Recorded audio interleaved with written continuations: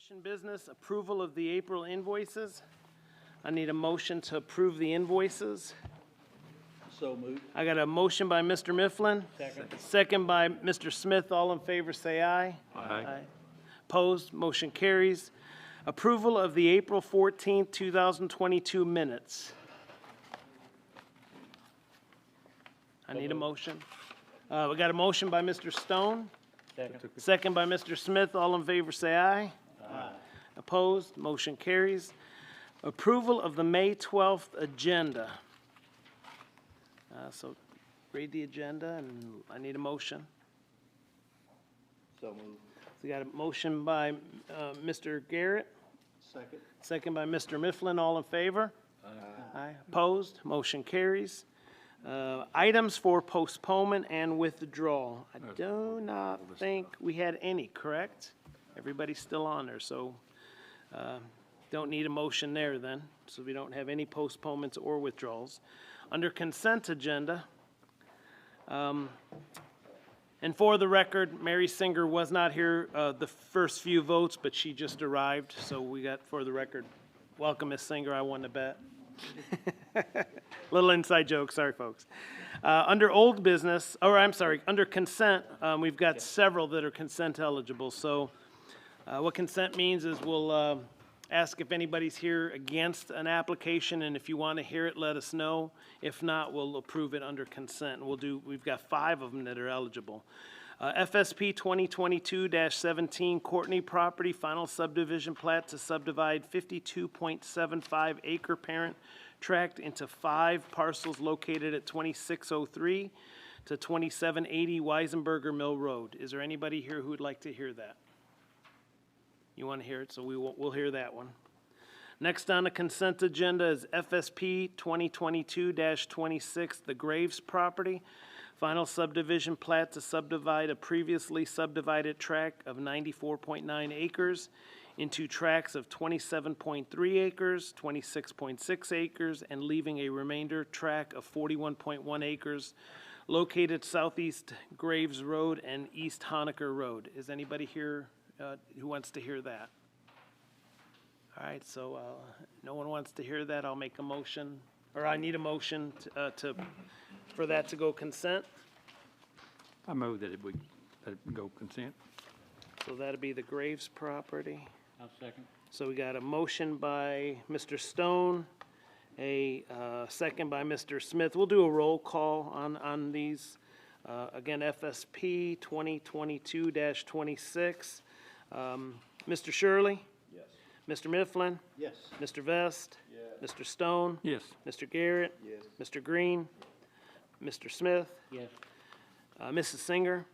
And the chair votes yes. So motion carries. If you're here for the Graves property, come up and sign in with our attorney, Charlie, and he'll get that one. Next on the consent agenda is FSP 2022-27, the Viralis property number 2, final subdivision plat to subdivide 69.9 acre tract into 6 lots located at 256 Carrick Pike. Anybody here against or want to hear that application? You want to hear it? Okay, so we'll hear that one. Next on the consent agenda is PDP 2022-28 Best Pets Animal Clinic, preliminary development plan for a 4,750 square foot small animal clinic for dogs and cats, and with associated parking located at 2300 Cynthiana Road. Is anybody here to hear who wants or is against that or wants to hear that one? Okay, with that being said, we'll that's Best Pets. I will entertain a motion to approve for consent.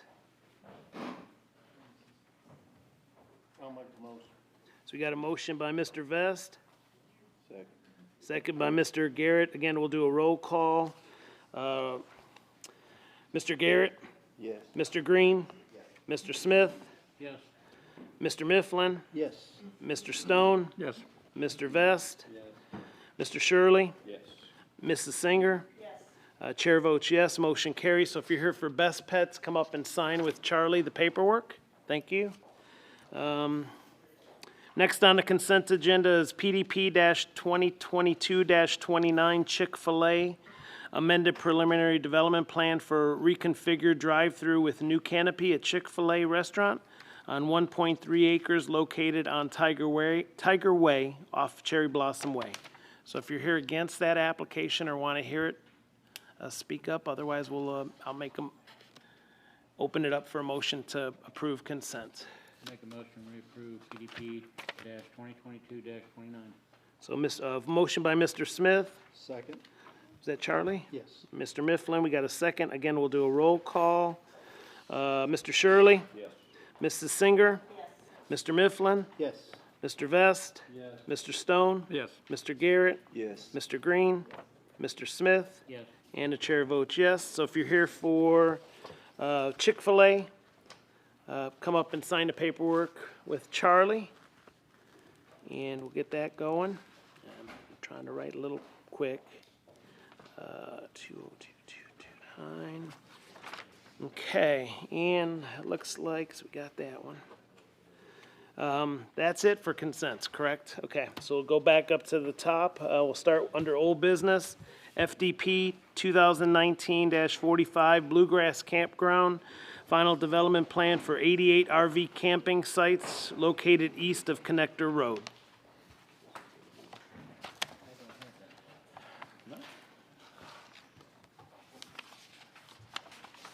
Number 45. Number 45. Thank you. This is a final development plan application. Typically, we don't see final development plans come back before the Planning Commission. This one went through for preliminary approval back in 2020. They also got their conditional use permit through the Georgetown Board of Adjustments in late 2019 for the approval of the use on the site. We brought this back to the Planning Commission on the final development plan just because there was some changes as far as the traffic flow. We felt that might have some impacts both on the neighbors, but also the surrounding transportation network, and that you all would like to have some input on that. So it is a final development plan for an 88-space campground. The location of the site is on the east side of Connector Road, sort of behind the new RV dealership that comes off of US 460, Paris Pike. The property is zoned B2. It's a highway commercial zoning district, with the surrounding properties being zoned either R2, which is a medium-density residential, B2, or B4, which is a community commercial zoning district. The site in total is about 21, almost 22 acres in size. The first phase of the development is about 15 acres, so it's a little over, it's probably about, what, 2/3 of the size of it. So the initial, at the preliminary development plan stage, they were approved with their main entrance and exit both off of Connector Road. They had done a traffic study showing that would work, and that they would install turn lanes on Connector Road, both right-hand turn lane for entering traffic and a left turn lane for southbound traffic, to make that safe. They're sort of proposing to reorient the traffic flow and use the RV dealership entrance as the main entrance to the site, and then the Connector Road access point as the exit. So there's not very many buildings associated with this, so I've got there on the site statistics. The proposed building coverage is less than 1%, but there is a large amount of vehicular use area just because there's a lot of driveways associated with the site. So here's an image from the zoning map showing the star is roughly the location of phase one of this project. You can see Connector Road running along the interstate there on the map, as well as Paris Pike running east-west on the south side. And then this is an aerial shot of the site. There, outlined in orange is roughly the site. So the sort of the left-hand side of what you're seeing there is roughly phase one. That's where all of the campsites will be. Phase two is that sort of leg that extends to the south of the storage units that you can see there, and would back up to the Rocky Creek neighborhood. That's phase 2, but it's also sort of involved with this plan just because that's where the access will come. That's where they're, going to have I think they labeled it as a guard shack for, people to check in to the campground. Let me just follow through on the way I discussed this in the staff report. So we did ask the applicant to update their traffic impact study since the traffic flow was going to change. RV site or RV campgrounds are generally a low volume traffic generator. They've got about 88, as I mentioned, 88 sites proposed. And so the peak hour trips that can be expected from that in the morning is 22 peak hour trips, and in the evening it's about 36 peak hour trips. They pull those from the ITE trip generation manual. That's the Institute of Traffic or Transportation Engineers.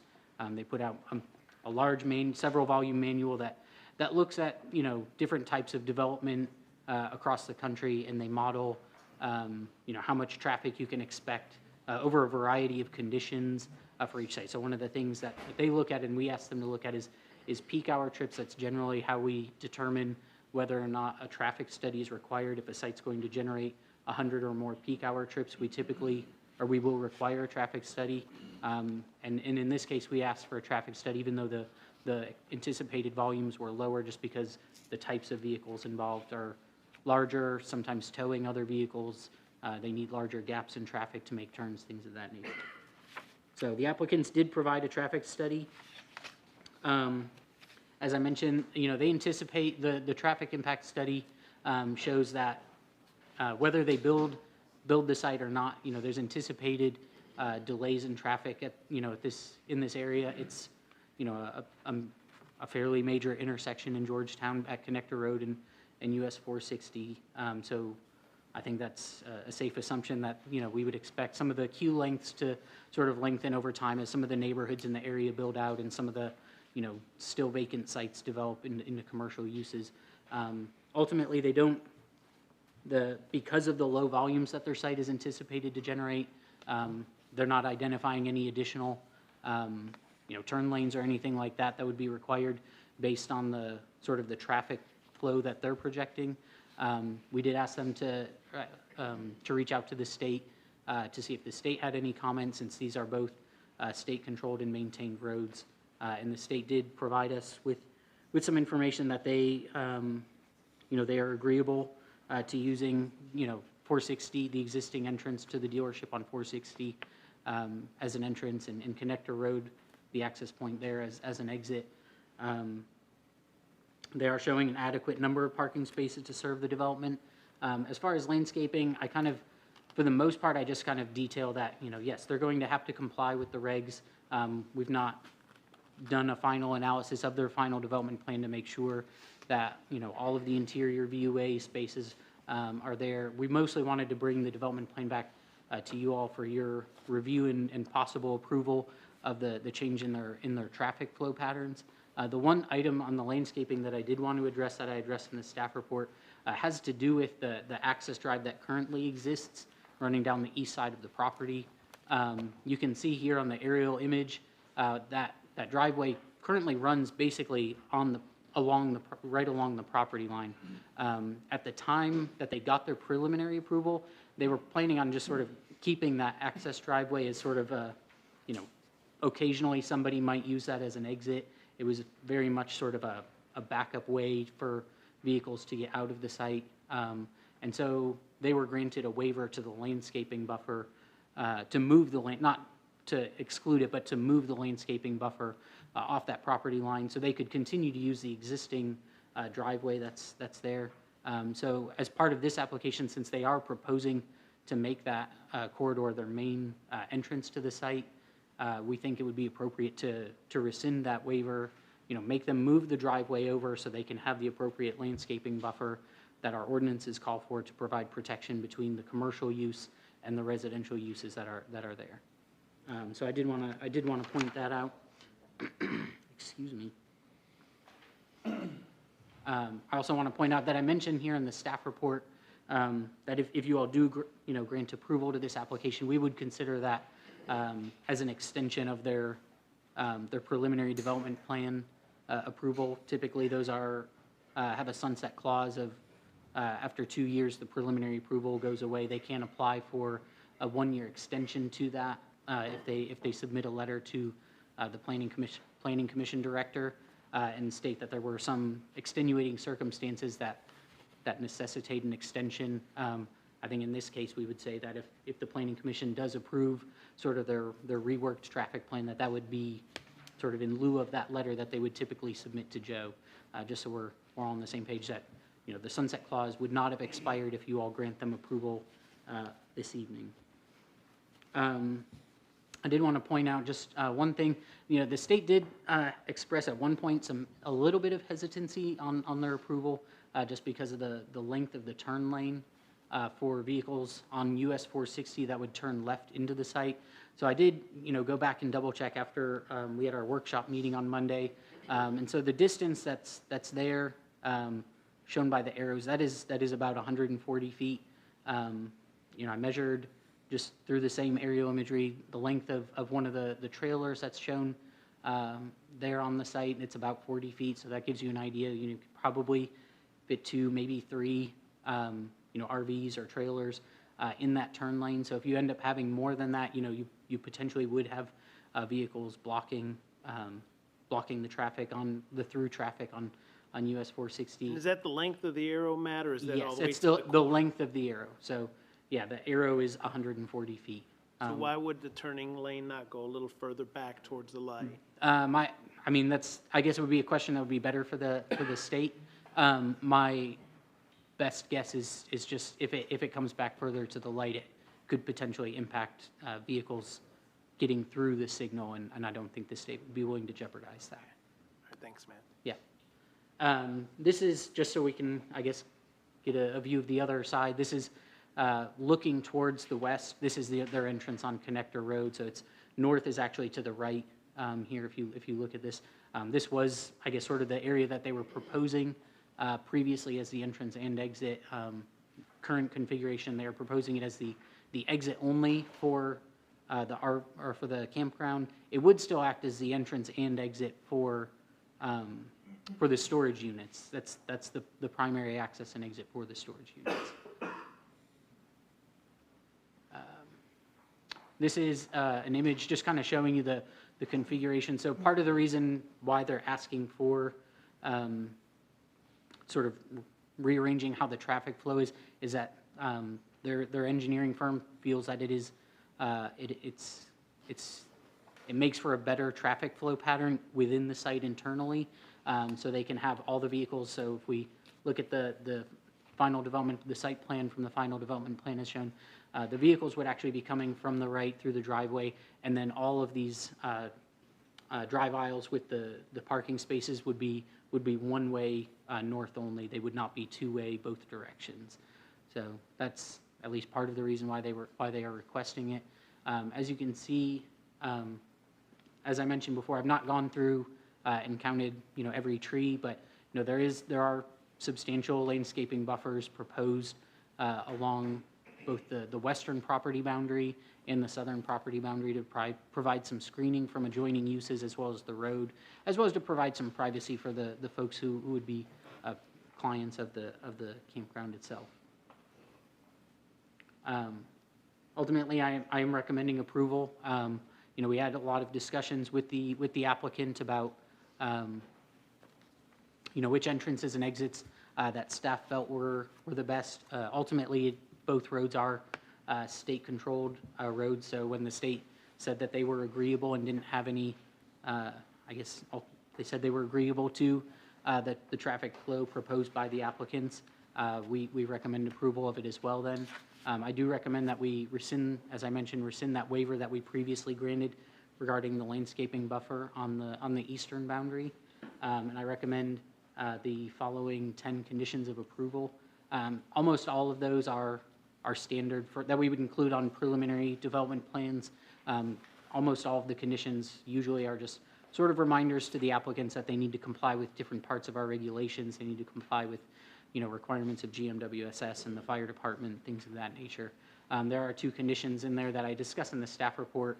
that are just sort of related to some canopy issues from when the RV dealership was approved, and those are just sort of also reminders that, the applicant agreed to certain things back then, and those are still in force whenever they do develop Phase 2 of the site. And that's all that I have. Matt, was the state recommendation by the Department of Transportation, was that a recommendation or a requirement? The ins and outs? I don't believe it was a requirement. So it's just a recommendation? Yeah, I think the way the applicant asked the state if they were basically okay with, the one side being the entrance and the one side being the exit, and they said they basically didn't have a problem with that. Because I know Monday, at the workshop, we kicked around a couple, like, I got right in, right outs off Connector Road possibly. I know Mr. Mifflin mentioned being an RV owner himself. It might be unsafe coming out and making a left-hand turn on Connector, which I definitely would agree with. So, all right, any questions for Matt, comments?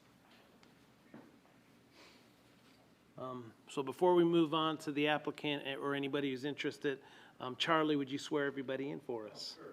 Everyone is going to testify. You can stand, raise your right hand, please. Do you swear or affirm the statements you make tonight to be the truth, to the best of your information and belief? Thank you. Thank you, Mr. Perkins. All right, so would the applicant like to come up and speak?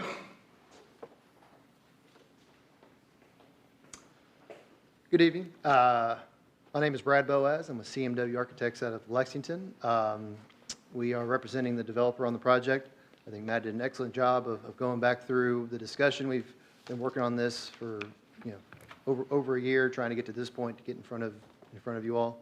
But ultimately, as Matt said, the developer, in trying to create a property and a project that's as safe and efficient as possible for these large vehicles to move, thought entering off 460 at the RV dealership and all moving in one direction throughout the property, never having to cross another vehicle, was the best way to move traffic through, to keep it safe because we hope that this becomes a family environment, kids playing, lots of green space, and just felt like if we just keep everything moving in the same direction, it would ultimately provide the best design and the best chance of a successful project. So we've performed traffic studies, we've involved the state kind of every step of the way, been in touch with the planning and engineering department here, and as Matt said, I feel like we've come to a good design, and hope you guys would recommend approval of the project. Any questions for the applicant? And the only other thing I would add, is that on Connector Road, as we all know, driving that road, it can be dangerous. We do know the state is exploring its design, and hopefully we'll be upgrading that in some time. They have issued an RFP to study the project, to study Connector Road. Who knows when any improvements would happen, but that is actively taking place. I do have a question for you and also for possibly staff. So when we approved this initially back in, I guess it would have been 2019, there were some like log cabins, a water park, a putt-putt, none of that's part of this, it's just gonna be campground? But this phase one, Okay, so that's coming in yeah, phase the 2 or developer's option was to build the pads, and if that works and that can be successful, then, hopefully there's revenue there Other stuff. to develop those more Gotcha. enhancements. Those I just wanna make amenities. sure, because I remember seeing the original development plan Sure. had a lot more on there than just pads. Sure, So, sure. okay, any other questions? Yep.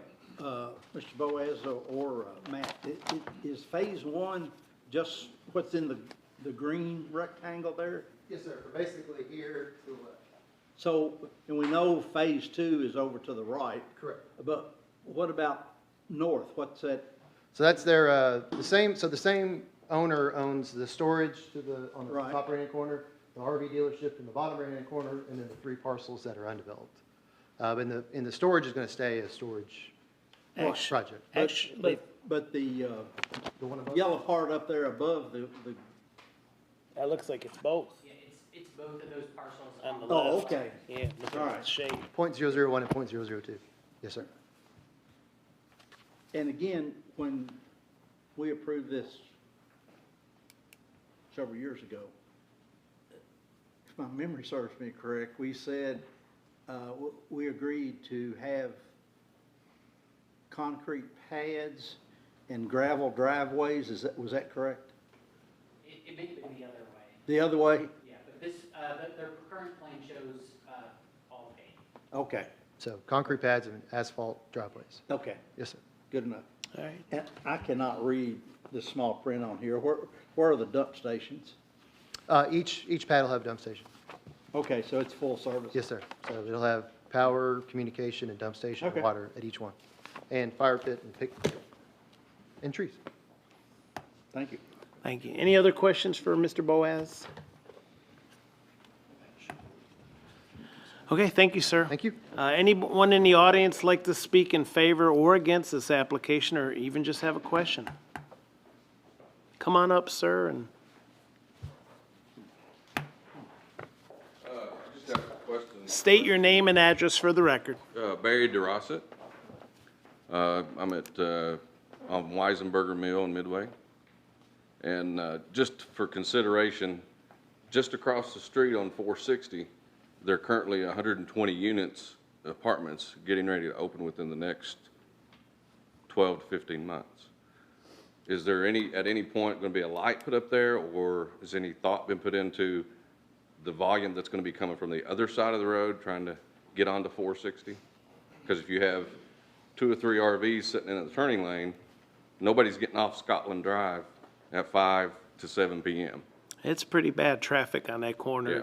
First thing in the morning and in the afternoon. I've Yeah, been there. and there's a nursing home back in there, which will also have emergency personnel moving in and out of there, so just something to consider. Well, realistically, though, the traffic's gonna be coming from the interstate in Georgetown. It's not gonna be coming from Paris Pike, so I understand what you're saying, but it shouldn't be affecting that side, of 460, the way it is gonna be on. Yeah, it'd be affecting both, because I drive that road every day.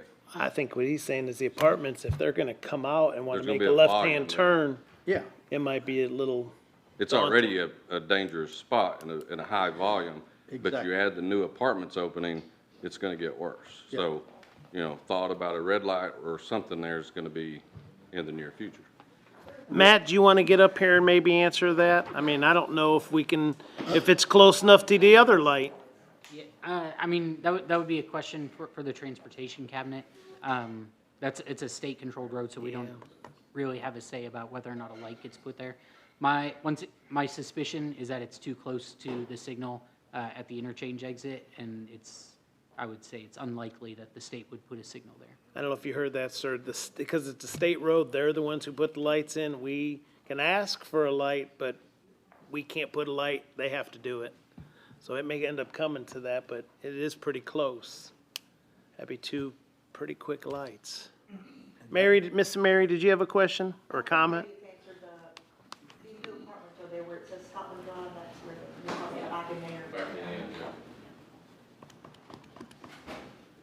And I'd just add, those apartments, even though they're opening up now, they were approved over 20 years ago before we had a sunset clause. So they were phased, the first phases were developed, and then they sat for a long time. Thank you, Joe. Any other comments, questions? I guess I'll entertain a motion. well, no, I'm. You're still thought you thinking? meant- No, I thought you meant to the owners or to the staff. I still have a very bad problem of exiting on Connector Road and having to make a left-hand turn. I mean, Connector Roads, it's tough getting out on Connector Road with an automobile, turning left out of Tractor Supply or Burger King or anybody else, the storage units. And I just strongly feel that they need to have an exit the way they come in, so that RVs can make a right-hand turn out of that area onto 460 and go right on down to the interstate heading south or north. If you're going north and want to exit on Connector Road and turn right, I've got no problem with that. But So you thinking a right in only and right out only on no, connector? I'm not saying only, I'm saying that you need to have exits on both ways, both entrances. Because if you're going south, why should you have to turn left across Connector Road to get into traffic? Come out the way you came in and turn right and head right on down to the interstate. Can you go to the plan? So the plan does allow you to do that. So if you park in a parking space and come to the end, this, sorry, you have a pointer? Well, they don't work. All right, well, yeah, you can come up and around and exit out the same way. That's a 24-foot wide road that wraps around. What's what this is right here.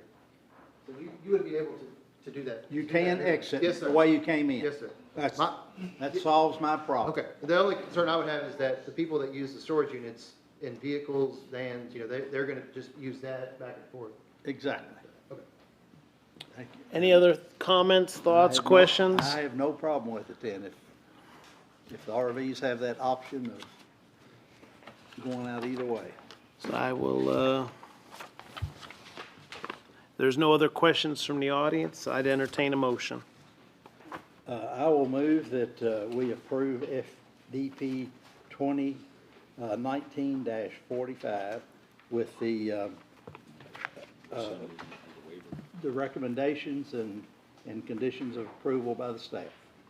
Got a motion by Mr. Mifflin. We got a second by Mrs. Singer, and again, we'll do a roll call. Mr. Shirley? Yes. Mr. Mifflin? Yes. Mr. Vest? Yes. Mr. Stone? Yes. Mr. Garrett? Yes. Mr. Green? Mr. Smith? Yes. Mrs. Singer? And the chair votes yes. Motion carries. Come on up and sign your paperwork. Thank you, sir. Did satisfy the removal of the waiver, though, correct? Yes. Yeah.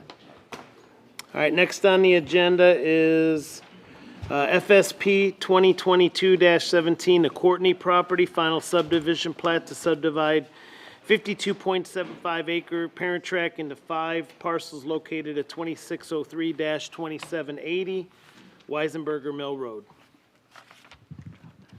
A little short. Feel like it's a bad spot. As the chairman said, this is the subdivision plat to subdivide the subject property into the 5 parcels. I have the acreages listed below. 2 parcels, parcels 1 and 2 will be subdivided into 11 acre parcels. Parcel 3 will be 5.19 acres, parcel 4 will be 5.35 acres, and parcel 5, which is the remainder, will be 20.69 acres. All of them will access off of Weisenberger Mill Road.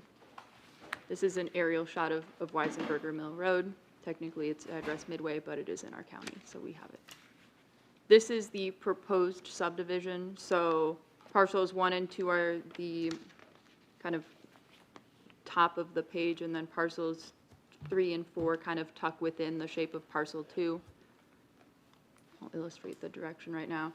The proposed access is as follows. The blue arrow is an existing driveway off of Weisenberger Mill that currently serves the whole site.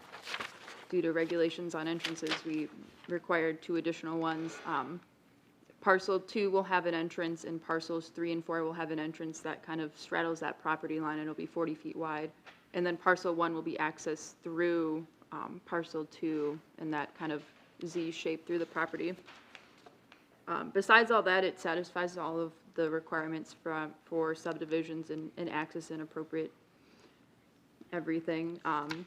So staff does recommend approval of the application, subject to, which one's missing?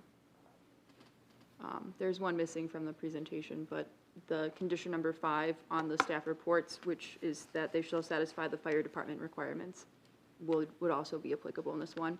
The first 4 of which are those which we see typical of final subdivision plats. The 5th that's not seen is the approval from the fire department, and the 6th, which is number 5 on the presentation, is that the road superintendent needs to sign off on the entrances, and we need to just know that it's approved. So. At least on parcel number 1, Yes. looks like the access road, looks like it goes back 150 feet, kind of does a diagonal turn and cuts across. It's Correct. a real kind of funky drive. It is, yes. Okay, but that is the That easement is the till- proposed to one for parcel utilities one. and access. Okay, because I just want to make sure there wasn't landlocked. No. There's your picture, I'm Yes, sorry. it's okay. Thank you. It Any is a other bit questions for Ms. convoluted. Elise? Sorry, Keep a tally mark. I know. It's okay. Any questions for Elise? Thank you. No problem. Would the applicant like to come up and speak?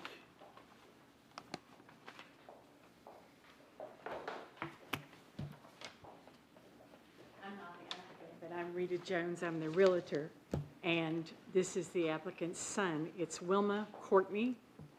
Jody Courtney's her son and her power of attorney. Wilma's an elderly lady. My other son, John Courtney. Oh, I'm sorry.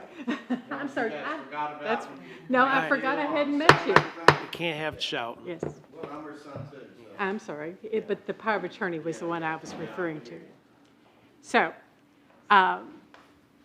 Mrs. Courtney's elderly, and they came to me back in the winter wanting to sell some land. Her husband just deceased. And we found a party wanting to buy some farmland, and it's two brothers. So parcel 1 and 2 are being sold to two brothers. And as far as the Courtneys were concerned, it's a 22-acre tract being sold to two brothers, and then the brothers decided how they wanted to split it and how they wanted to build the access road back. So that access road is a little funky, but that's where that originated. It really wasn't into the Courtneys. Are they not already surveyed as two separate parcels? They are separated. Okay, so they are, okay. After we made an agreement on 22 acres, the Gotcha. brothers decided where they wanted their boundary. The brothers are not. Sir, I can't have you shouting. Well, I'll have you come up. Speaking of the buyers, those brothers, the brothers that are the buyers is who I'm speaking of. All right, I'll have you up here if you want to speak. I mean, that won't be a problem. So, right. so that's just the background of where we got to where we are. Thank you, Mrs. Jones. Any questions for Mrs. Jones? Sure, I'll have you up here in a second. Thank you, Mrs. Jones. Mr. Courtney in the back, would you like to speak? Or are you okay for now? Okay. All right, come on up and speak and state your name and, So I'm the other brother, John Courtney, which realtor and my other brothers got together and done all this behind my back, with that's nothing said, but my biggest complaint is, for one, the property should have got offered to me, which my property is at the very top, you can't see. It's at the very top, it says Dina Courtney, that's all y'all can see, but it's all the way back. And my next neighbor is Peggy, which is right here. So our concern is, for one, it was never offered to me as a brother, it was all done behind my back. Jody, realtor, my mother. Yes, but that's exactly right, but I'm getting to my point. The guy that bought the property has already purchased it. The two brothers you're talking about is talking about putting an airport runway in for his glider machine, which I looked it up. The law is they have to be 300 feet above your home before they could fly. Now, my question is, how is he going to get 300 feet above our property before he takes off? It's a legit question. Well, except we don't have anything to do with gliders at this point. We're talking about simply development of the track. Okay, but I'm telling you, what's gonna happen when you develop it? Does that not got anything to do That with would- it? If the regulations say you can't have a glider, then you won't have a glider, but that's not before us. We are not involved in that issue at this point. that'd have to be taken up with the FAA or FFA or whatever it is. State designated to deal with Right. that, it may, I don't know. Yeah. But it isn't us. So what are we here for? Just to say whether we can do it or not? Subdivision of property, which is what planning commissions do. We're not here about family disputes. We're not here about possible gliders down the road. Okay. We can only hear what the statute authorizes us, and nothing you've said so far is anywhere close to what the statute authorizes for us. Okay. And there are agencies that deal with what you're talking about, but it's not us. Thank you. Ma'am, did you want to come on up and speak? No, I just had a question. Well, come on up to the microphone. Yeah, we've got to have you on the microphone. And again, state your name and address for the record. Peggy Columbia, and he's already mentioned where my property is. The zigzaggy road, that was my question, which I've already asked, the access road that you all were just talking about, I already asked Rita about it, and she said that it was not in your domain to have anything to do with that? Is that? Well, no, that we can handle. I mean, Yeah, what do you mean, anything, I mean, Um, access easement to a property, yes. You can have 3 private properties on it, or rather on a private Well, it's, drive and all that. but- wouldn't really be like that. My house faces that road that is going to be like, and I have horses too. And the road is going to go right by my horse's paddock and right in front of my house and I have a riding arena, which is going to be very distracting.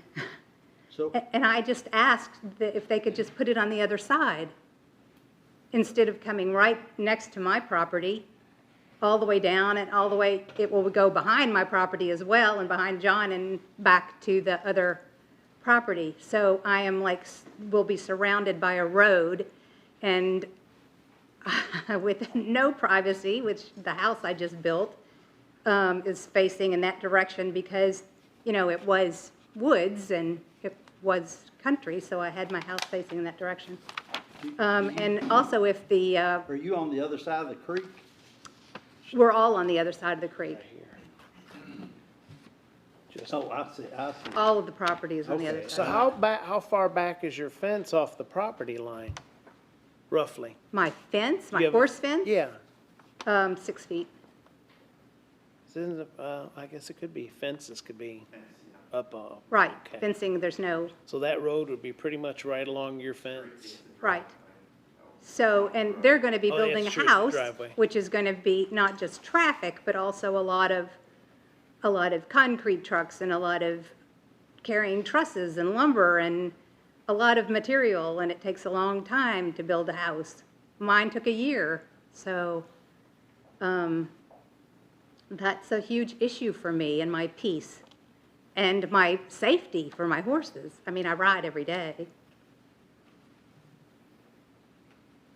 So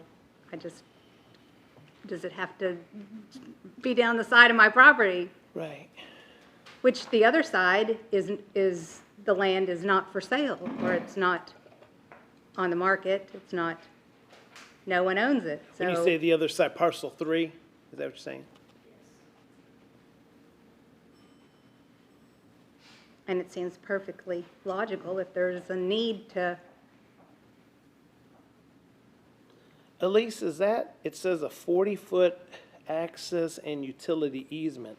So is that already drawn on there before this property was even subdivided? Or can that road be moved if it's a utility easement?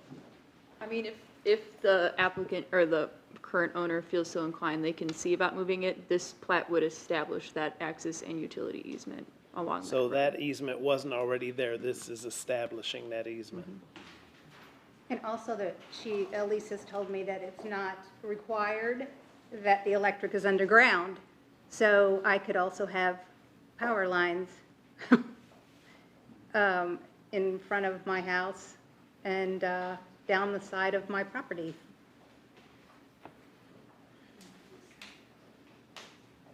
Any questions for Mrs. Columbia? Are your power lines Underground? underground? Yes. Thank you. Have you, Ms. Columbia, have you talked with Ms. Jones or the 2 purchasers of this property? Just briefly before this meeting, and it just didn't sound like they were interested in moving it. Okay. Thank you. Mrs. Jones, is the 2 people who are purchasing it the brothers here? The wife of one of the. Okay. Or maybe this question could maybe be answered by you. Is there an opportunity to take that easement off the road where the arrow's at, the top red arrow, and instead of going and zigging, can you just go straight back, which would still access parcel number 1? I think Maggie can Okay, Miss Maggie, would you mind coming up and, again, state your name and address for the record? Maggie Zagula, 111 Buena Crossing in Georgetown. Sir, yes, there is a possibility that we could move it. My husband, though, is out of town on business, and I can't make that decision Okay. by myself. But that is a possibility. And as Okay. far as the utilities go, they will be underground. They will be or won't be? They will. Okay, so the utilities Yeah. will be underground, so that's a good thing. While you're there, miss, are you all proposing building on parcel 2? Yes, we will be building our home. Yes. Have you all already established where that home is going to sit? Yes, we have a pretty good idea where it's going to be, and we've drawn that out. And it's, how do I explain it from here? If you, it's behind you, you can maybe Oh, point. I assume the reason why the road moves, or the drive, excuse me, moves the way it does now is that it seems to me like the home site would kind of be about where the word parcel is. You know, if maybe Yes. that's why the road is placed the way it is. Is that- Absolutely correct, yeah. Right, and Right. then it would go back around to access the other properties opposed to splitting two, kind of. There will also- Does that make sense? There will also be a barn right behind the house, still on this side. So if you ran that straight down where that red arrow is, Straight down the property. they could have a driveway on that side of the house and then connect to that, I mean, I'd call it a long, it's almost a long gated parcel 1. It would just be a little further down by about, if I had to guess, Yeah, I mean. 50, 60 feet. I mean, it doesn't look like it would be I mean, that. picturing it, I understand why they drew it that way. The only reason we went with that drawing, with the road being that way, is because we've already paid the architect and the home has been designed, and the garage it's on the side of the house, and so it faces that road, that side. Oh, the Mrs. Columbia's The- property? The red, yeah. You know, So if we asked to have that road moved on the other side, it would really kind of mess up your it would, housing design a little bit. right. I mean, it would split. I'm not saying we're taking it off the Sort of. table completely. We want to, you know, be on good terms with all our neighbors, of course. And we don't want to disrupt anything or bother anyone, but, you know, it would be a cost to us, and that's something that I'd have to talk to my husband about. Okay. Thank you. Any other questions for her? Maybe. If I could address the flying issue that came up earlier, just to give Mr. Courtney some peace of mind. My husband's not planning on putting an airport. My husband is an active duty medical officer, and ever since he was in the Army and he got his wings, he jumped off. He fell in love with flying. And he has a powered paraglider, which is a inflatable wing with a 2-stroke motor in the back, no louder than a lawnmower. And he occasionally, as a hobby, will take off from parks, or, you know, you can even take off from, you know, from the street. The FAR 103, which is the regulation that is over this, and we've got all of this printed and we follow it very strictly, does require that one does not fly over homes, but you can fly right alongside them, over yards, over fields, and it's never his intention to disturb anyone, but the minute he's up in the air, he gets out of the way, and he is immediately high enough to not disturb anybody. He's also spoken with LAX airport manager as far as the airspace, the regulated airspace, and they have been fully in agreement. They have said that they have others that do this sport and participate in this, and if he's ever going to be on that side and close to the controlled airspace, to just give them a call, and they will be aware and redirect traffic if needed. So it is something that he does on occasion, and we're not building an airport by any means. Any other questions? I'll have you up here in a second. All right, thank you. Let me have that lady up, and then Mr. Courtney, I'll have you up as well. And again, state your name and address for your Susan record. Burrows on 2933 East Leestown Road. I will abut parcel 1. You've bought parcel one? Yes. Okay. On the top side Yep. of parcel one. I'd like to ask a question. According to FAA rules, for ultralights, which is what her paraglider is considered, it's rule number 103 for FAA. They have to be 500 feet above properties. They can't fly over. They flew over my property, just barely over my barn, and almost clipping the tops of the trees in my backyard. That was not 300 feet, it was not 500 feet tall, it was Right over. 100 feet tall. Charlie, I don't think there's anything we can hear again. But I'm just saying. Hey, I hear she you. wanted to address it, and I'd like to address that the FAA does also have rules, it's 103.9, that you can't operate a glider, any glider, if it caught under a hazardous condition where it jeopardizes a person or property on the ground or in the air. Mrs. Burrows, you need to talk with the FFA or the county attorney. That is She nothing. just, I understand that, but she wanted to address the rules and regulations. She wanted you to be aware of what the rules and regulations are. I want to make sure that you understand what the rules and regulations are. It doesn't make any difference whether I you understand it or not. understand that, but you allowed her to talk and to explain about what the rules and what she was planning on doing.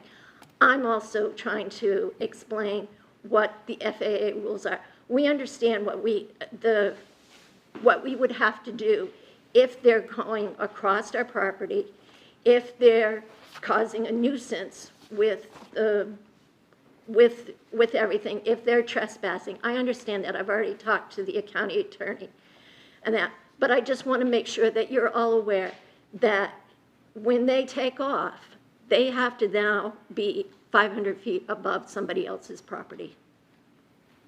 On a different note, Miss, but while you're there, may I ask you a question? You are the owner or will be owner of parcel one, which. No, I am not, no. Okay, I'm sorry, excuse me. I abut parcel one. Oh, I thought you said you were the owner. I'm No, sorry. I no, misunderstood as well. no, that's her Okay. brother, her brother will be Okay. the owner.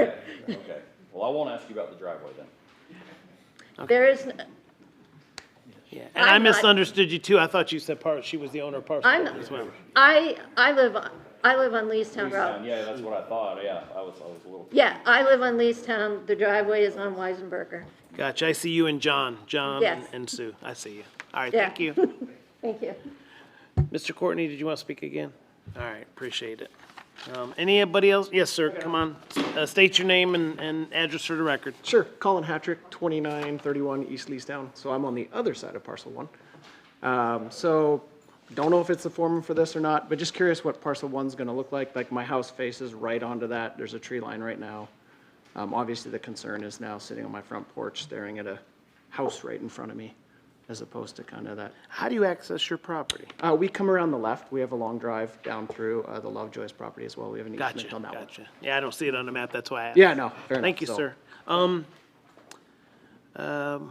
Ms. Rita, can you address how they're building it on parcel one, the house? Which direction it's facing, anything like that? About where it'd be located? I couldn't hear what he was saying. I think Maggie can, it's Maggie's. Oh, okay. thing. I wanted to know which one. Yeah, just where. On parcel number one, which would be your brother, I guess. Correct. And Yes. like, we got a tree line there, whether that's coming down and that type of stuff, so what parcel No, one's looking like? my brother is not planning, he loves the woods, so he's not planning on taking down any of the trees on that parcel one. Do you know where he's gonna build the house? He will build it right where it says parcel one, that's the middle of, and I believe it's going to face towards our property is what he's thinking, but he is going to wait about 1.5 years, 2 years. He lives in Colorado, will be moving out here. Okay, so probably won't be building for a couple of years. Correct. Thank you. Sure. Any other questions? Hopefully that answers your question. Is there a setback on driveways if it's not paved? Nope. No. I'm looking at them for an answer. They said no. Yeah, okay. All right, any other comments, questions? Mr. Mifflin, I think you had some concerns about maybe the way that drive can or can't be Yeah, I was just, I mean, there's a lot of questions between the parties here, and I was just wondering if it would be better to continue to next month, give them time to talk and resolve some of these issues where the driveway can or can't go, and, you know, I don't think Ms. Columbia, and she's got some legitimate questions, and obviously they haven't spoken to each other, so I just like to give them time to, Mr. Perkins, I can see you wanted to say something. Yeah, and I certainly understand your point, but those are issues that we have no jurisdiction over.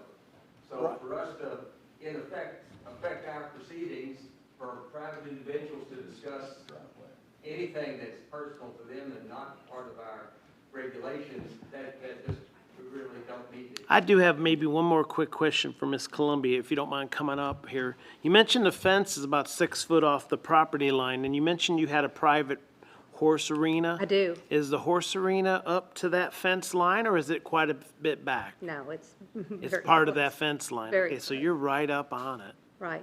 Okay. Well, nothing is in our purvey with the exception of the easement. Well, you know, that is not really particularly us either. We deal with entrances on the roads and whatnot, but alignment of driveways, I can't imagine we've really ever done anything with alignment. I mean, if they want to do a loop-de-loop, I mean, we don't have anything about that. And especially in this case, it's just a long driveway. I mean, we don't have anything at all that says where you got to put your driveway. I mean, we regulated in that we only allow 3 parcels on a private driveway, and we've regulated if it goes through floodplain or over a creek, but as far as whether it meanders.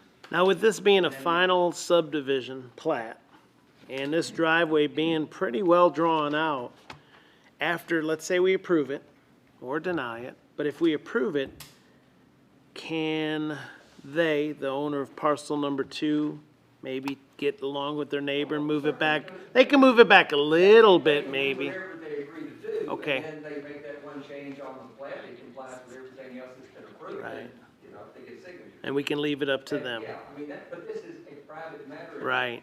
And for us, we can't do that. I mean, Okay, yeah, that essentially, I just wanted that to be. Kind of out answers my universe. question. Thank you, Charlie. So is this, if I may, No, please, absolutely. is this a final or preliminary? No, this is a final subdivision. Because the letter that we received says preliminary.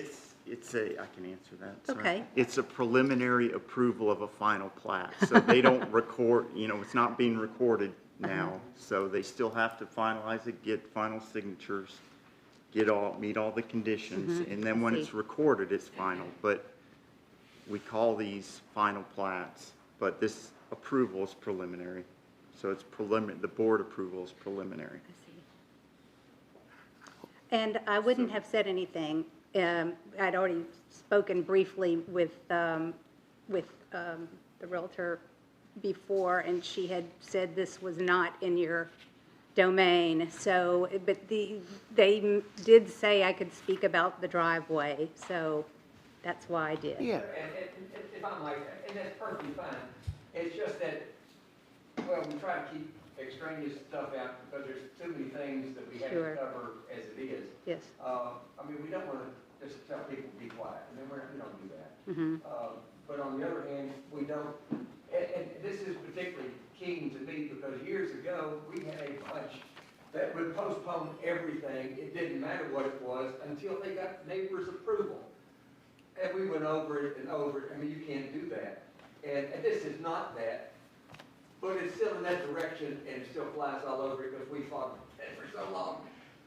So, you know, no, raise your concerns, but we can't dwell on that, and we certainly can't make somebody do something that's a private matter between neighbors.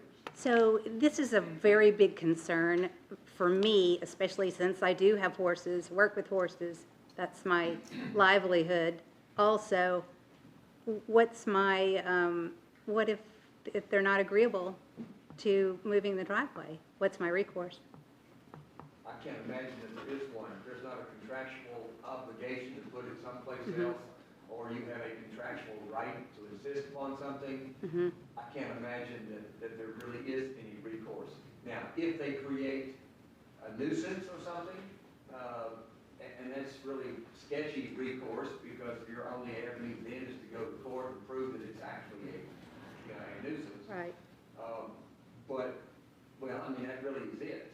So We have nothing if like that, some of there's the no other trucks organization. cause me to fall off one of my horses and break my neck, And if it's because of a breach of some duty that they have, some negligent operation or something of a duty that they've got, then court is your only recourse. after that's done, then I have, Well, unfortunately, it's just like so many things, if there are injuries, most of that is after it's done, and it's about trying to, make up for it.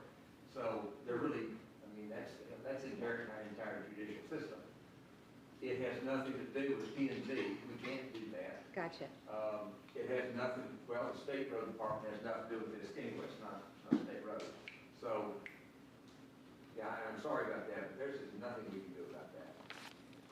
Again, unless there's a contract or something that gives you the right to insist on something different. Thank you. Any other questions for anybody, applicant, owners? I got another follow-up. Come on up. One's just point of clarity, just for confusion in my own brain. I like to understand stuff, sorry. You guys are talking about no control over a driveway, but isn't that an actual easement to another property? Because that's, Still a driveway. okay, so a driveway It's still a through, driveway. okay, Our rules permit a private, unpaved, non-county standard driveway to serve up to free property. okay. That's what I was curious about. But where it goes, we can talk about site distance and things on the county road, or the county supervisor does, the state does on state roads. But as far as, I mean, it could be the most scenic driveway you ever saw. Yeah.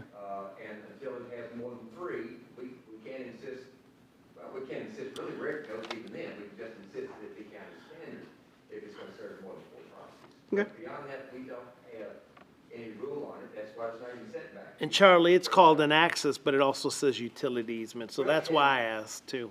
Well, that's, I assume that's why it's a full 40 feet, because you can't have the utility easement under the gravel quarter. Yeah, I mean, they're gonna bring everything in that same Yeah, line. but That's all again, it is. we don't line those things up. Gotcha. Thanks, Charlie. Thank you. Second comment was about utilities. You mentioned that it sounded like there's approval that they could do overground utilities. The plan isn't for that right now, but we all know plans change over years. If they're doing underground, is there a way to change it that say all utilities have to be underground? That too is a private thing. We don't Okay. have any requirements of underground or I mean, and being that it shows a 40-foot easement, and I know we're all being super concerned about it, but there's nothing saying that it won't be on the interior side of that line, or maybe even further. You know, there's no saying they're gonna drive their Corvette against the fence. I wouldn't, if I was a homeowner, I wouldn't put my driveway right up against somebody else's fence. Yeah, I was just curious, so. Anyway. All right, didn't want to Thank you. extend it too much. All right. Comments, other concerns? If not, I'll entertain a motion.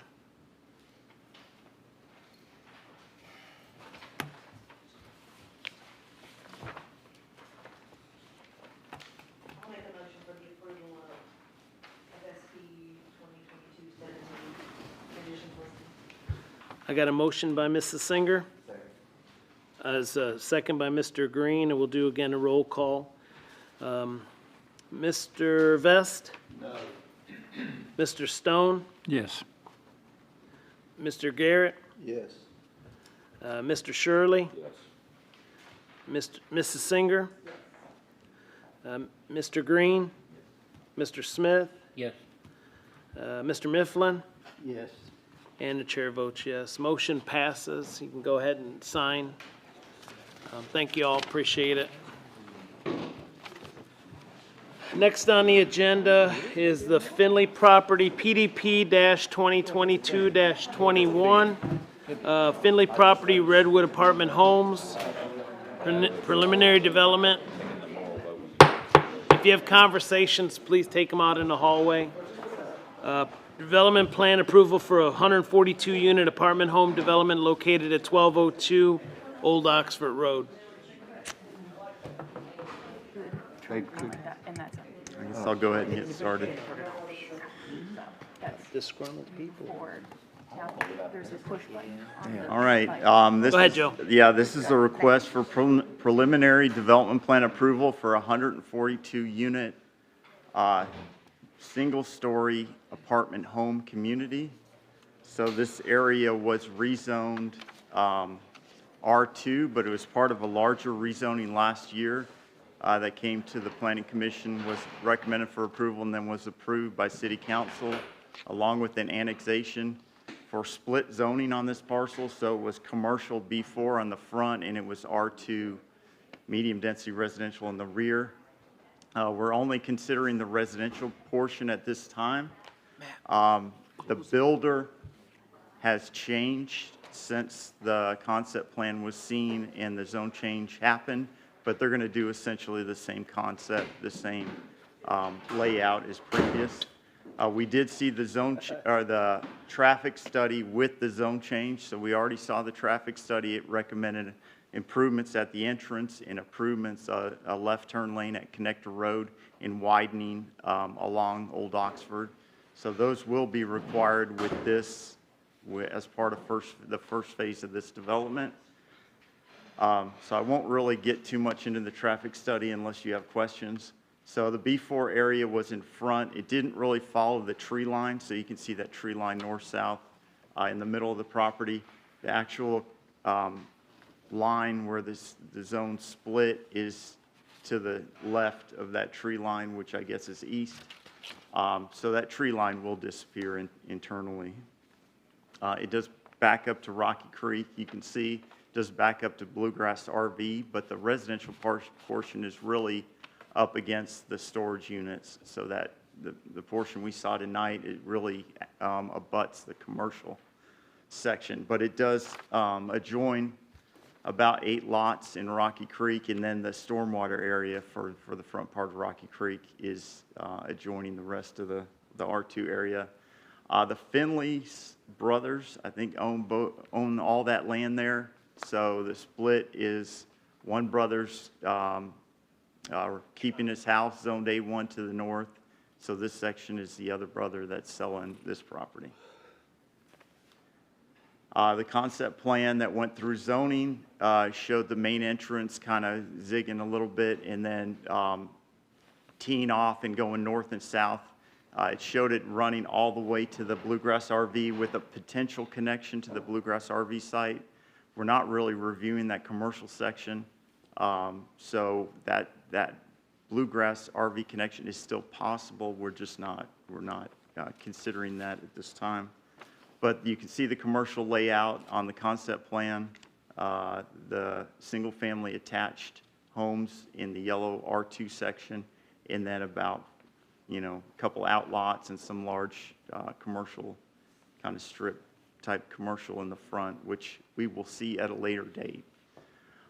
So the main entrance comes in, it tees off. There will be 2 entrances, so our subdivision regulations require 2 entrances to a public street for any. So real quick, the map you have is different than the map we have. The map Yeah. along the commercial goes all the way through the length of the property. Your map does, ours doesn't. Yeah, I'm getting to that. This is Okay. actually the concept plan. Okay. I was just going back through the history. So the concept plan did show it go all the way. The plan that we're seeing just shows the main entrance and the 2 connections to the residential. So they didn't show the rest. That layout in the commercial section may change, but hopefully when they do develop that, we will get to see a development plan on that. So we will likely ask for a connection depending on how it's laid out to that Bluegrass RV site, which that's just going to be the street, the main entrance driveway, so that connection could be possible at a future date. But they are showing 2 connections to the residential, which meets our subdivision regulations for 2 entrances to a public street for any multifamily development over 100 units. Now, they will have to build that public street and dedicate it, as a public street and make those 2 connections to meet our, requirements. Again, this goes back to the zone change. These are the improvements shown as part of the traffic study that are needed, and they will be required to make those improvements as part of this development. So this is the actual preliminary development plan. It just shows that street coming in and then Elling, and going north and connecting to a future potential extension to what's the name of the road that goes by Lowe's? Is it? Magnolia, okay. Yeah, Magnolia dead ends at Old Oxford, so if and when the rest of the Finley property develops, we will ask for a connection, kind of an extension of Magnolia, and then a connection to this road in this location. So the 142 units are in 19 buildings, and they're either 6 or 8 unit attached, single family, single family apartment, but single story as well. The density is well under what's allowed in R2, so R2 is a maximum of 12 units an acre. This is a little over 7 units an acre, so they're well under the density, although it functionally it is still very dense because they're single story units. Typically R2 would be, if it's developed multifamily, it would typically be apartments, which would be 2-story, so you can get a lot more units in the same footprint. So it is, functionally, it is very dense and covers much of the site.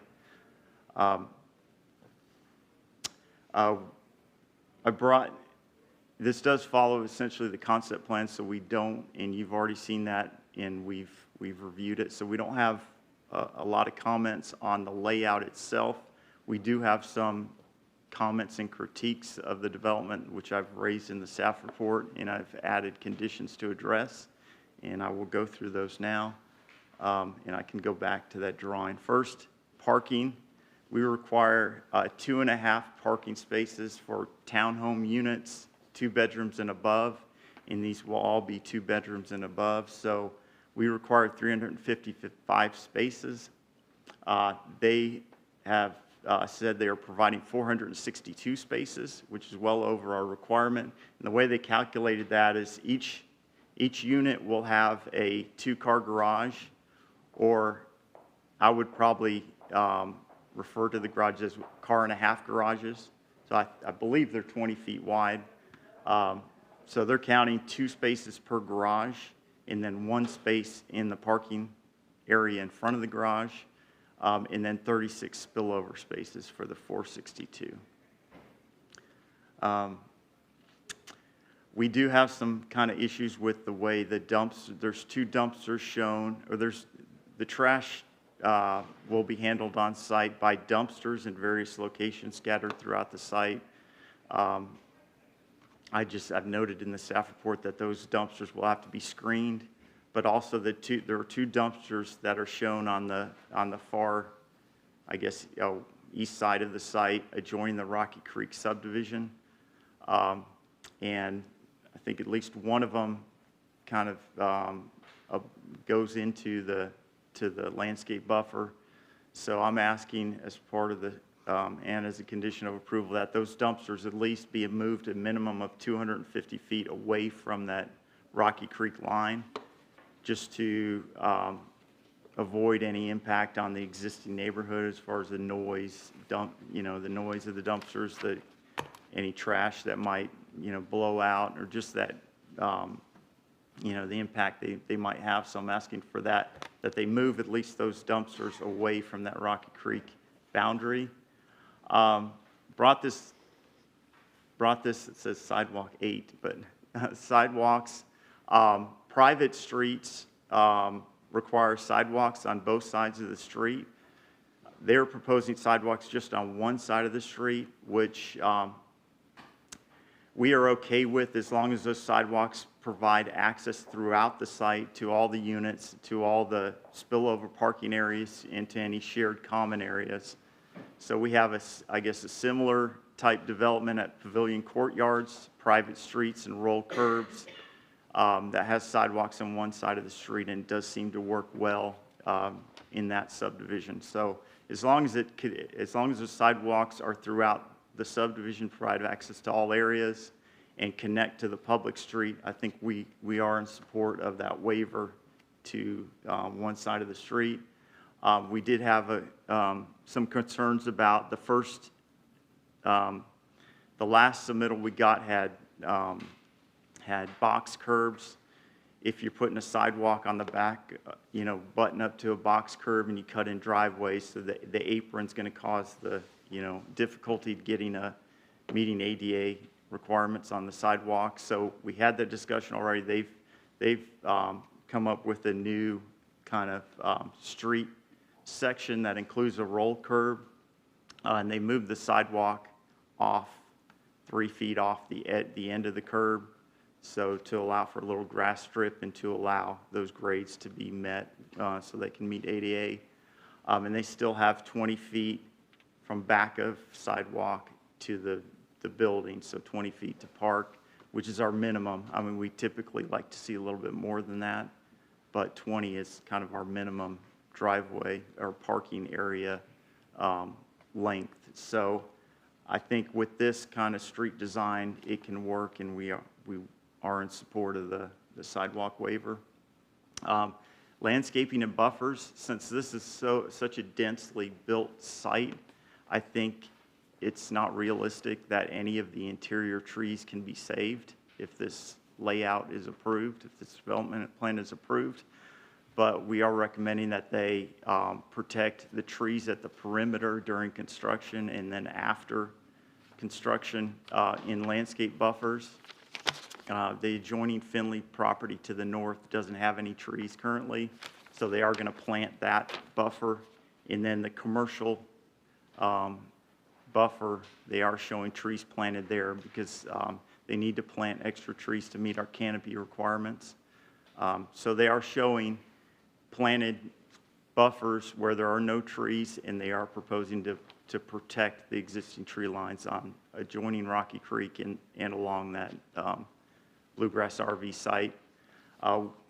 We are asking, in addition to that, that they add a 6-foot high privacy fence adjoining the abutting residential Rocky Creek area and the Finley property, which is still used residentially, has a home on it, and I'm not sure if he's planting hay or what he's doing, but we're asking that fence go along that buffer as well.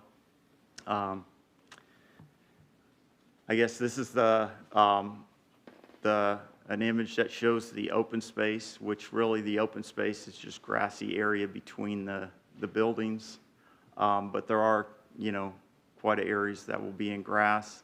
And you can see kind of the extra trees that are planted to meet our canopy requirements. So they're going to plant the Finley property line and then the commercial line. Although when the commercial develops, they will also need to include a buffer adjoining the residential, but they may be able to use this to count towards their buffer. But they're planting the commercial in the north line. They're not required to establish a buffer adjoining Bluegrass RV, but they do intend, I believe, to maintain that tree line along the Bluegrass RV site, and they will be required to maintain that tree line and a landscape buffer against adjoining Rocky Creek. Joe, real quick, on the Rocky Creek side, I'm looking at it, it looks like it's a pretty dense, I didn't get a chance to drive out there, but is that pretty dense woods along that whole property line? Along Rocky Creek? I mean, it looks like there's a pretty sizable tree line there. Yeah, it is. Would you get a fence in a tree line without? Behind it, basically on the property line behind the tree. But I mean, that line. property line, if I'm looking at the map, looks like it goes right through the tree line. I mean, right smack down the middle. So you'd have to. I think there is room to get it in. I believe there's a wire fence in there now. Oh, is there? Yeah. And I'll ask the applicant when he gets up here. Yeah. Because it just doesn't make sense. If you got we're not going to require them to, and I'm cut looking at down all trees the to get it property in. But owners on that side of Rocky Creek, I mean, I don't know how far the tree line goes into their property, but it looks like they've got some nice trees, into their property and then also into the Finley property. So if it's Yeah, Big I thing mean, on it. it's not, the landscape buffer is a tree planted every 40 feet and a 6-foot hedge, fence, or earth berm. So if that 6-foot fence isn't realistic, I mean, they really can't get a hedge in there, back there either, or an earth berm. So we probably allow them to plant a hedge on the inside of the tree line, or, we'd adjust Again, it it just based looks like on. that tree line's thick. I'll ask the applicant Yeah. when he gets up here. All right, sorry, go ahead. It's all right. I think that covered the tree. There is the canopy requirements for residential are either between 15 to 20% at maturity canopy coverage, depending on how many trees you're saving. So if you're saving, 5%, then you can plant 15%. If you're not saving anything, then you got to plant back 20%. So it's kind of a sliding scale, but they will need to meet that canopy standard. Who determines that canopy standard?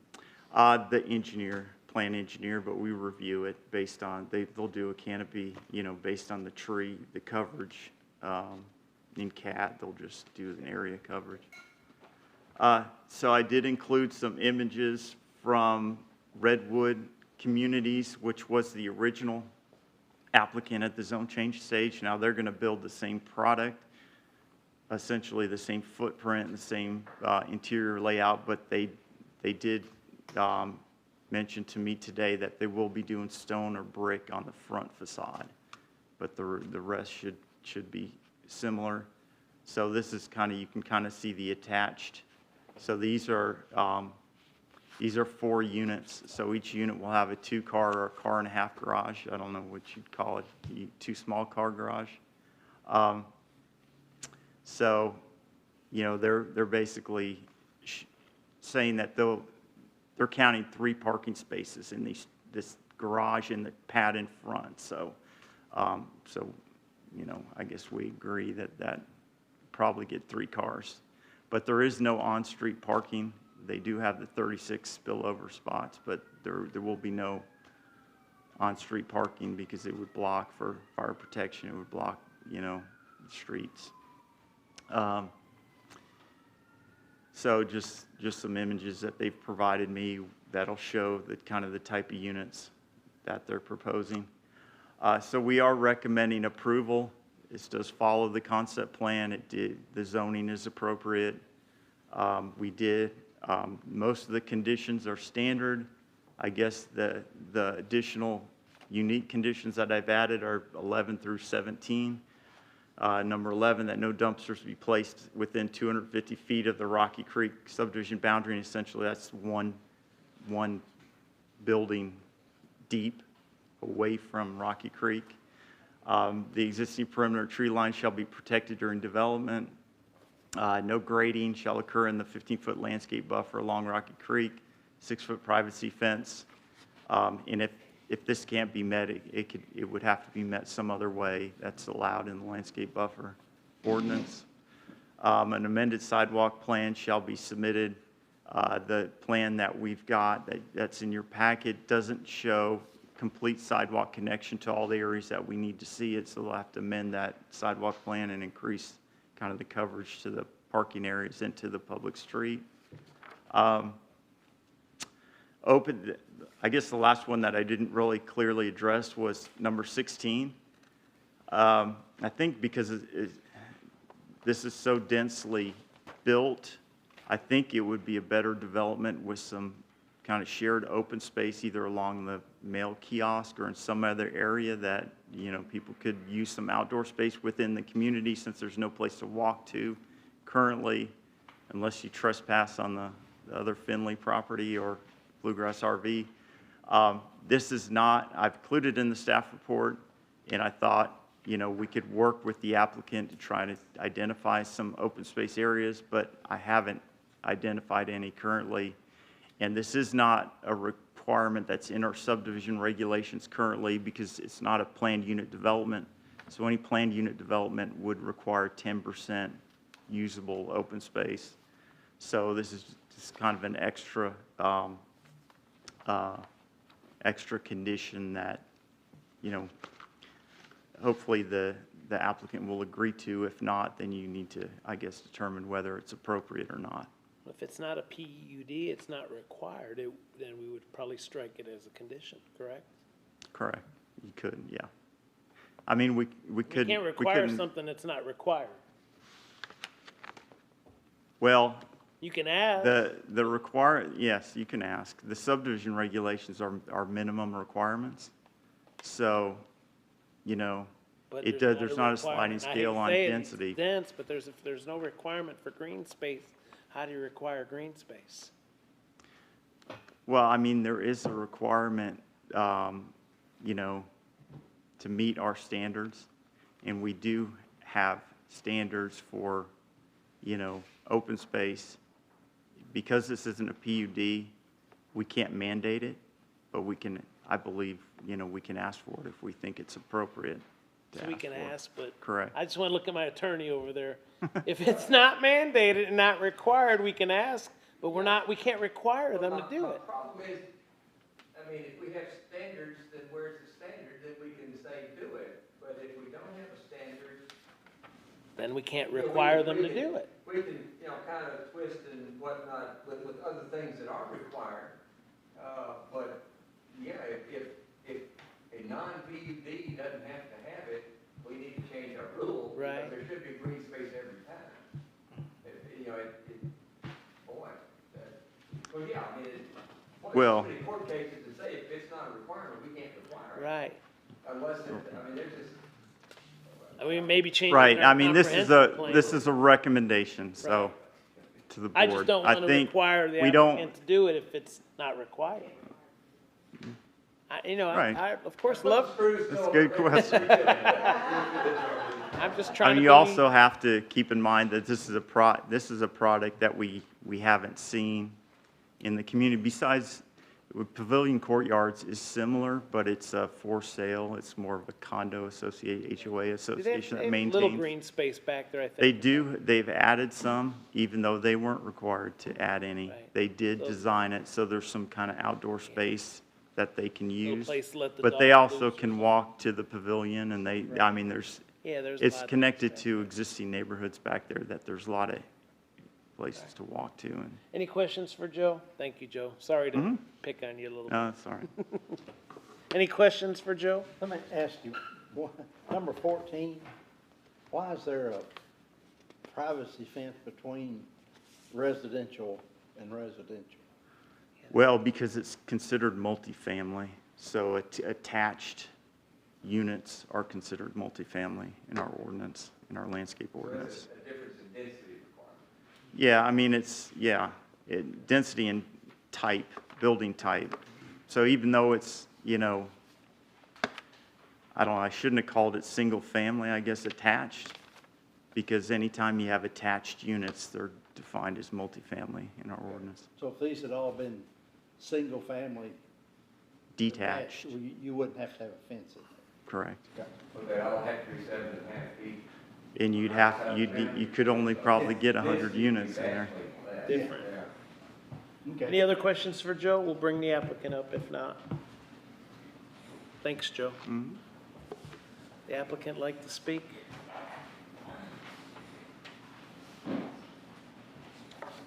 Yeah, I'm Doug Charles, the developer. I have the Honorable Brent Combs and William Horton from Thoroughbred Engineering here. I would definitely not say honorable. to check Sorry, me- to- sorry, Brent. To check me if I screw up, so. But anyways, thank you guys for taking your time to hear this matter. Joe did a good job on presenting this. The one thing that I'll preface this conversation is that, as you all can imagine, the location of this property, and as long as it's been on the market, it's a very expensive piece of property.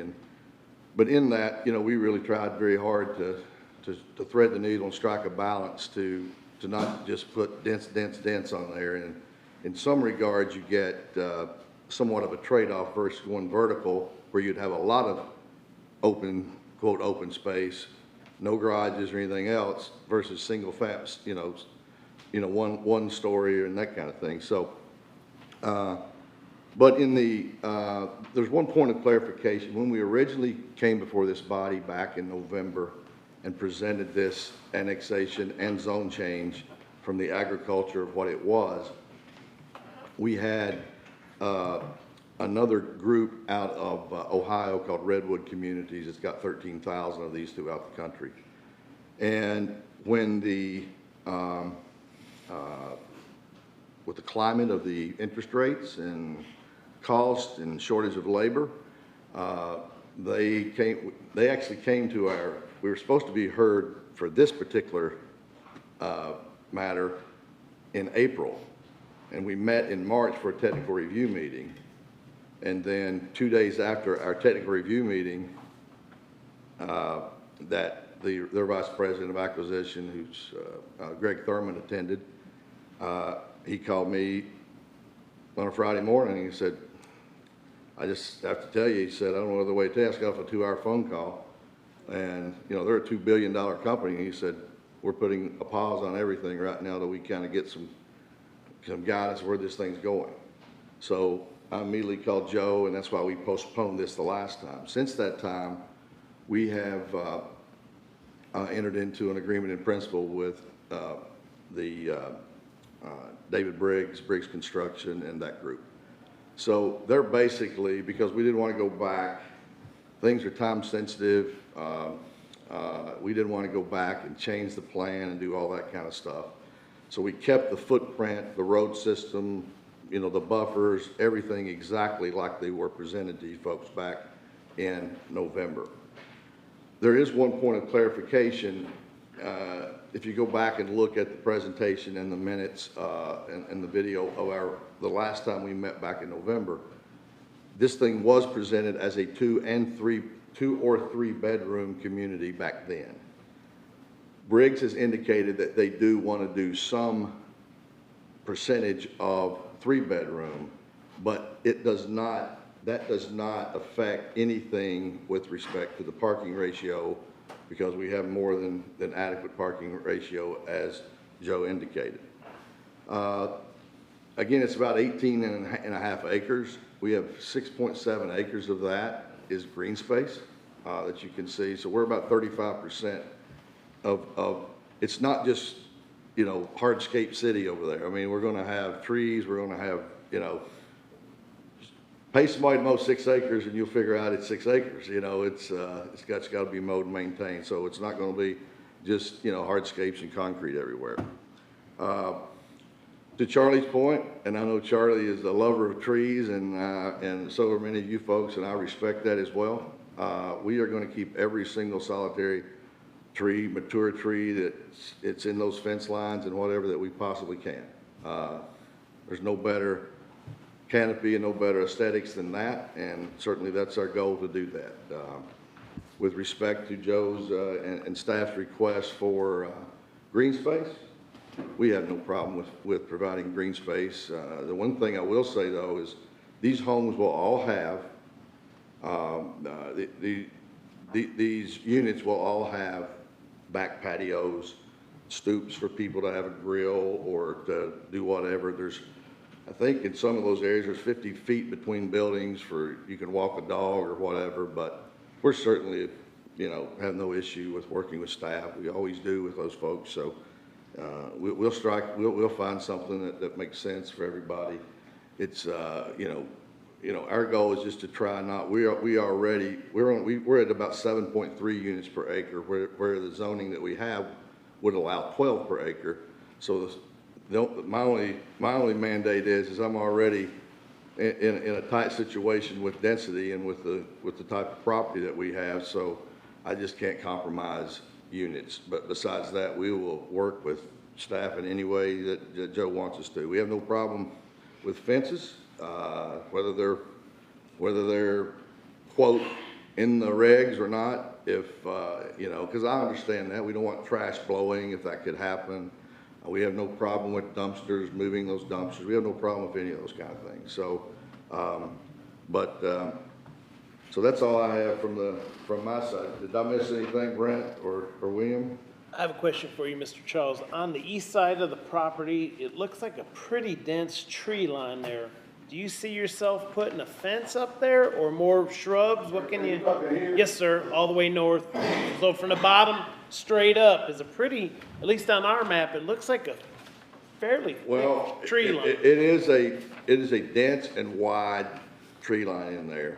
Do you see putting a fence through there? I mean, it doesn't make sense. Whatever we need to do that we can still fit our footprint in there, keep as many trees as we can keep. And, because I think some of those trees, you know, there's a few of them that are over on our neighbors, I think. Well, that's, and honestly, is looking at this map and looking at the houses there in Rocky Creek, I mean, their tree line goes into their backyard. So if you cut all that down to put a 6-foot privacy fence, if I'm Mr. Wall or and this may be one of the gentlemen here, Mr. Nelson, Mr. Carter, Tiltis, and they may not want you to tear all that tree out on your property to put a 6-foot privacy fence. It doesn't make sense. I'd almost rather fill in bush with shrubbery or another tree or two here or there where needed, and maybe We don't have any problem with a nice evergreen hedge, a burning bush. We don't have any problem with anything that brings color. We want to have a community that is aesthetically pleasing, that's functional with everything that we're doing. You know, another thing I might add is that there have been, we understand, those of us that have been around Georgetown in development for a minute, understand the sensitivity of Connector Road and of Old Oxford Road. And we engaged an in-depth traffic study, and it had requested that, you know, when everything is fully built out with respect to everything else that's going on Old Oxford Road and the Connector Road, and there's, you know, a turn lane, a right turn lane, all those kind of things, we've agreed to support that. The only thing we know, we have to go through the state, and the plan that the state is doing right now, which has already been alluded to in the design phase, obviously we're willing to contribute to do it, but we can't do it until they get their design in and what their grander scheme is with respect to that area. But, you know, we're fine to support that in any way we can. Thank you, sir. Any questions for Mr. Charles or Brett? Did you want to speak at all, or you don't have to, I was just asking.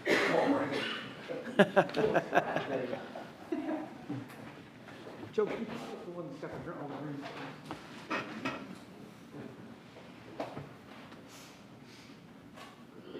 There you go.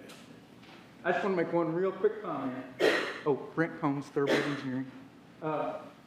It is true that some of these areas are going to be, I won't say steep exactly, but they're certainly not going to be flat either. But there's two areas that are kind of T's, one here and one like it just above that, which is at least an acre and a half. That's going to be really flat. And so these aren't lots, there's no lot lines. So all of that area in between the buildings is certainly accessible by anybody that rents out there. So gazebos, you know, walking trails, benches to sit on. I can see all of that, at least in those two areas. So I just wanted to bring that out. Is that kind of the same thing on the right-hand side going the other direction? There's kind of an open area there? Well, no, that actually, there's quite a bit of drop in that. Okay. So I identified just those two as being prime locations for that sort of thing. Let me ask you just a question that just popped out of it. If you could go back to the first slide, the first concept. The first concept. Oh. That showed the road going all the way through. But yeah, back. If that road, when that road goes through all the way down there, why does that bottom road not connect in there? Road Drive F.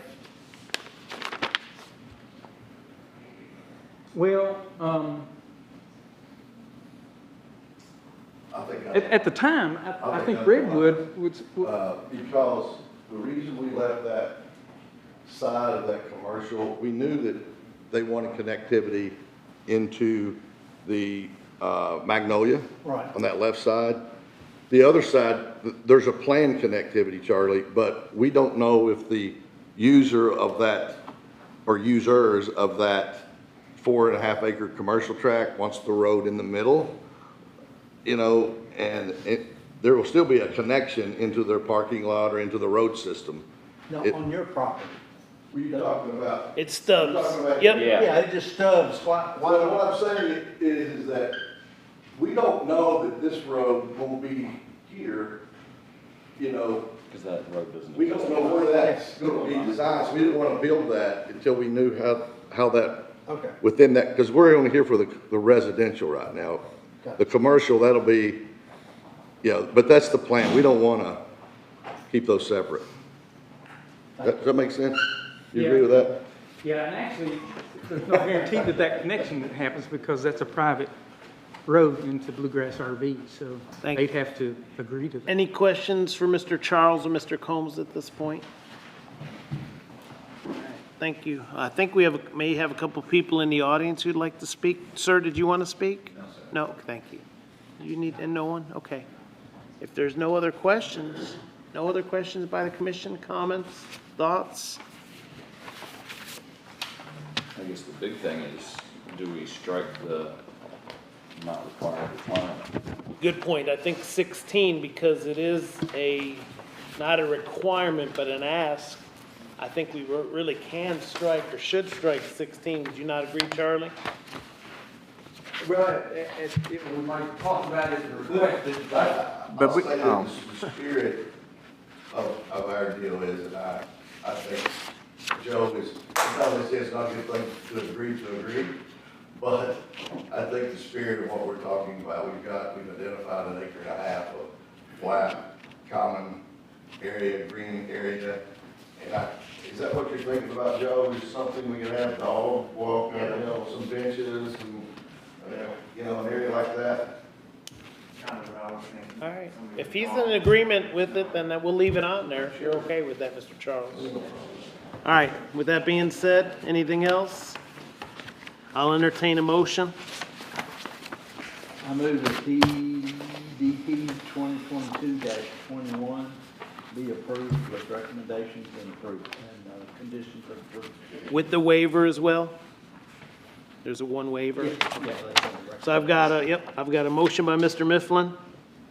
A second. Second by Mr. Stone. We'll do a roll call again, as we always do. Mr. Vest? Yes. Mr. Stone? Yes. Mr. Garrett? Yes. Mrs. Singer? Yes.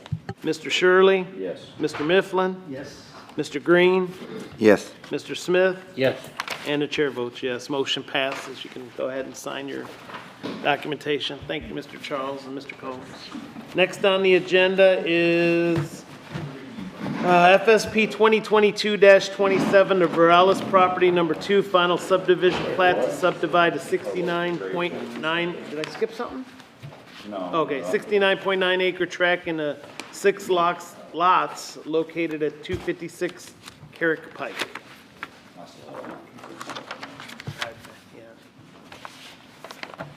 Matt, your floor is yours. Yeah, just get to the appropriate slides real quick.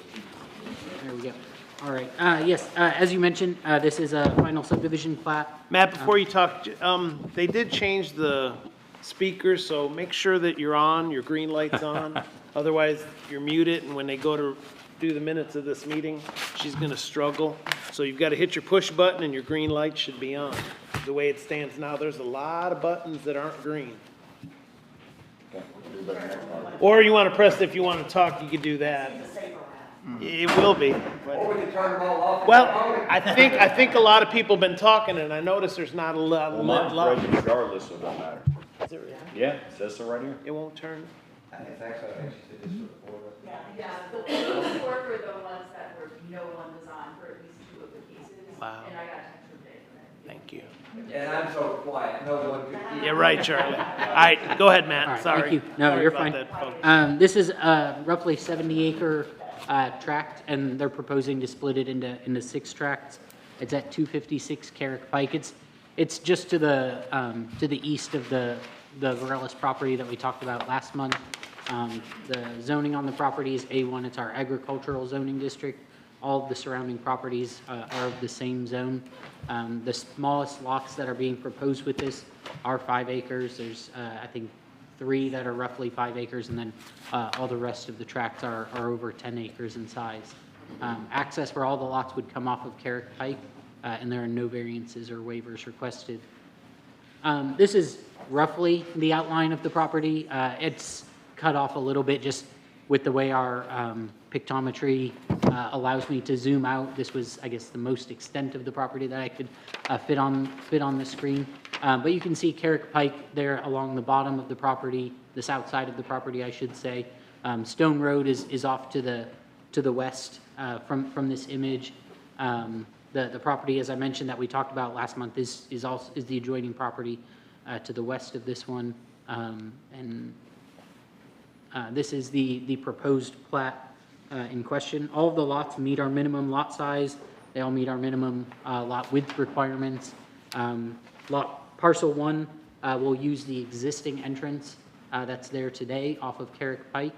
And then parcels 2 and 3 will share an access easement that comes off the adjoining property to the west for their access. And then parcels 4, 5, and 6 will all share their own entrance off of Carrick Pike as well. The county road supervisor has been out and looked at those entrance locations and found them agreeable.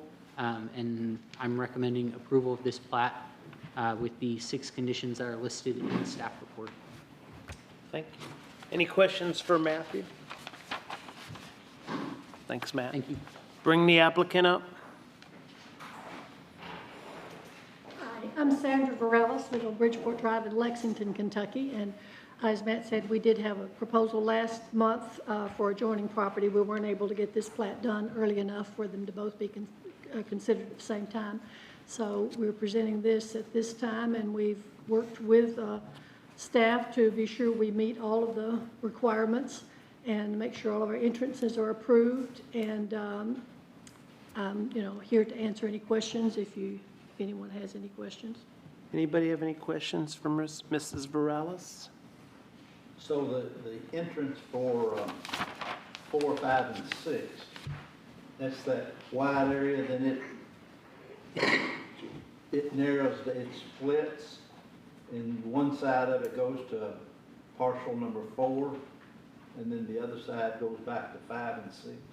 Is that what? Yes, that and way I'm reading it? actually 6, I think, would probably access it right at the very beginning of its property before the actual split. Okay. It's showing as going into parcel 6, right there at the corner. At the base of it, okay, thank you. Any other questions for Mrs. Varela? Thank you. Thank you. Anyone else in the crowd like to speak? All right.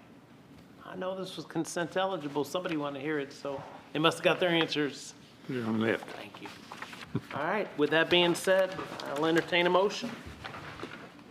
I move that we accept FS 2022-27.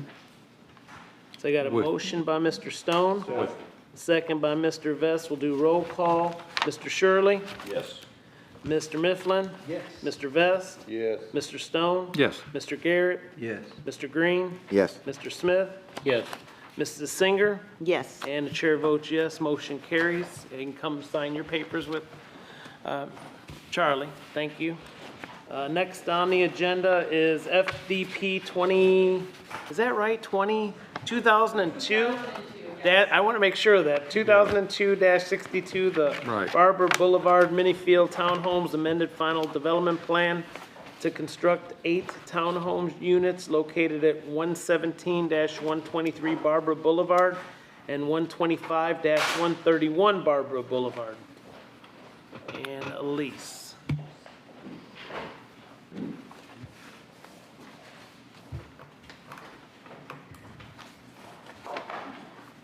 Thank you. Thank you. So this is an amended final development plan for the construction of 8 townhome units across 2 lots. So putting 4 lots on each, 4 units on each lot. The properties are addressed up there. It's an R3 district, so our highest density residential district. The total acreage of the 2 lots is 0.54 acres, and the accesses for all of them would be off of Barber Boulevard, and each one would have individually accessed private driveways. The applicant proposes 22 total parking spots. I know that Barber Boulevard has some concerns with street parking that I'll kind of address, but they've satisfied that. And there are 2 variances / waivers that are included in this project. The first of which is the number of driveways accessing a 4-plex lot. They are requesting 4, and our standard is 2. And the second of which is a variance to the building height from 2 stories and a 30-foot maximum to 3 stories and a 38-foot maximum. So I'll kind of go through that. This is the zoning map of the property. So that whole kind of area in the Elko Meadows Drive is a high-density area with 2 apartment complexes and then a series of duplexes and single-family residences. And then this kind of strip that this one is on is a series of 4-plexes. They're accessing McClellan Circle, and the primary entrance and exit is off of Finley Drive connecting to McClellan Circle. This is the plat when it was subdivided in 97. So this area has been designated to have 4 units on it and has had those addresses placed on it since the platting in 97, and you can see that those 2 lots as well as the 2 to the east of it also have that 4-plex kind of situation. So it's been planned for this for a while, and then just over time the recession and everything else that's happened kind of slowed down the process for approvals and everything like that. This is the proposed development. So each one is kind of not exactly adjoining. There's some kind of variation in the distance from the Barber Boulevard. And each one of those has their own single-car carport and then private driveways. We'll kind of address the carport first and all that. The variance for requesting driveways, staff supports because it offers each one the ability to subdivide at a later date if they feel so inclined, and it allows for access in the installation of carports. As well, this is not an atypical design of the area, so Pine Tree Path and the Pine Tree Apartments are also the same structure of having this carport. And as a result, they also were exceeding the height maximum for the R3 district.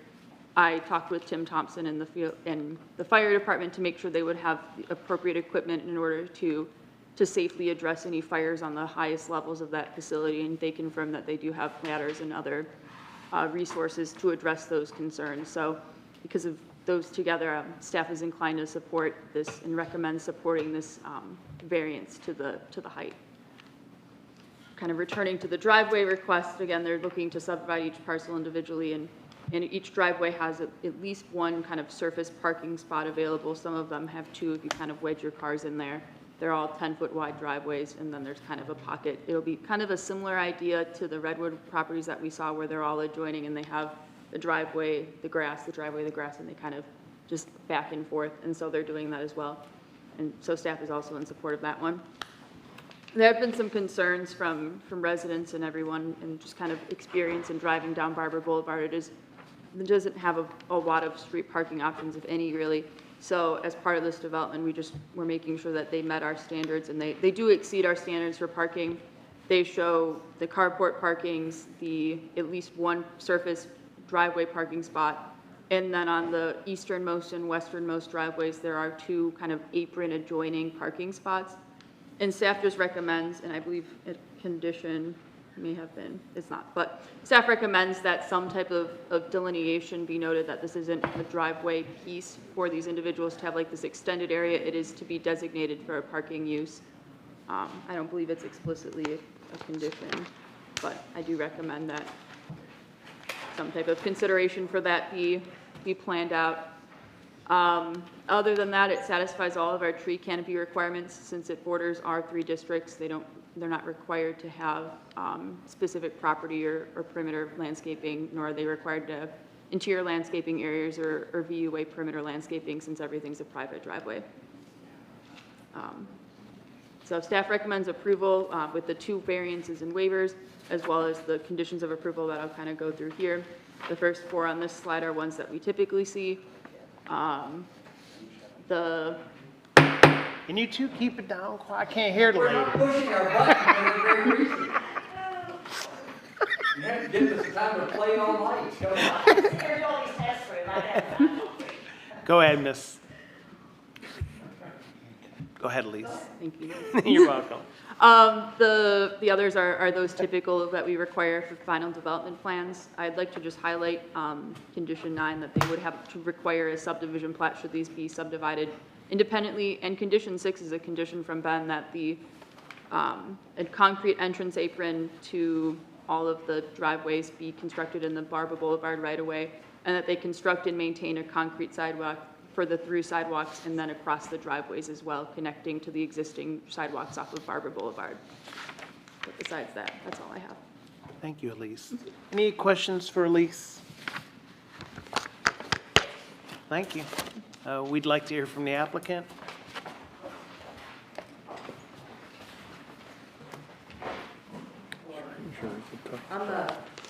I'm Mary Domigan with Geisler Domigan Engineers. The owner of the property is not here tonight, so I will be representing everything.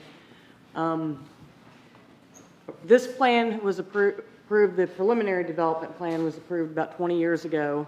I'm sure you saw that number and was That's like, why I whoa. questioned it, yep. Since, they've decided to move forward, recently, and when the preliminary development plan was originally approved, the two townhouses that you see were together. It was directly right against the property, and there was not that 15-foot difference between them, separation between them. And then there was also a parking lot area above it as well. Over the course of time, they, came to the conclusion that this design would work best for this area. So therefore, they added the carports. They wanted the separation, between them, on the properties, as you see. They've got some of the buildings, I guess, scaled back a little bit, to where there's 36 feet on the back ones. That allows for actually 3 parking spaces for each of those, whereas the ones at the front are only 2. And I've coordinated a lot with Elise over this, as well as I think Joe and Ben Krebs. So we feel very confident that this is going to be, successful, that it's going to not cause any problems, and we've got all the landscaping requirements taken care of. We've got the design for just Herbies to be brought to the street. I'm trying to think what else. It's going to be, I think, 2-bedroom townhouses. And that's really all I can think, if you all have any questions. Any questions for the applicant? Thank you. All right. Anybody in the audience need or want to speak? Against, in favor, anything? All right. And the reason this wasn't consent is because it had a couple of variances. So that's why we needed to hear it. But it looks like staff's recommending approval. With that, I'll entertain a motion. Let me ask Joe a question. There you go. If we didn't have the variances in there, although it's 25 years old, would they have to come back before us? No, because there was no grandfather clause back then, or sunset clause, I mean. Okay. That's why I questioned it. It was 2002. I thought it was a misprint.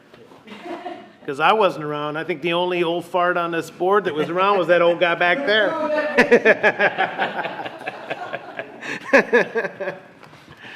All right, with that, I need a motion. Put that in minutes, please. Yeah. I'll make a motion, we approve FDP 2002-62. Got a motion by Mr. Smith. Second. Second, was that by David or Mr. Garrett? Second by Mr. Garrett. We'll do a roll call. Mr. Shirley? Yes. Mr. Vest? Yes, sir. Mr. Garrett? Yes. Mr. Smith? Yes. Mr. Stone? Yes. Mr. Green? Yes. Mr. Mifflin? Yes. Mrs. Singer? Yes. And chair votes yes. Approved. Go ahead and see our attorney and sign your documents. The only thing I think we've got left on here, and we didn't cover it much on Monday, was the rural-urban buffer discussion. And I told Charlie we'd be done by 8, and I can't believe we're pretty darn close. Well, I'm bringing this to you because the Scott County Conservation District Board came to me. They're involved in the comprehensive plan, and they had a lot of ideas they wanted to see included in the comprehensive plan, but there were some of them that I thought we could address now. I mean, they didn't have to wait for the plan, because I think the goals and objectives in the plans would support these things. But I wanted to get your feedback and any questions, and whether you want me to ask them to come to the board, or whether you thought it would be appropriate for me to pursue a text amendment to add any of these to our requirements. And basically, what they're saying is any urban development that backs up to the urban service boundary, they should be required to put in a new diamond mesh, like a plank fence with a diamond mesh wire,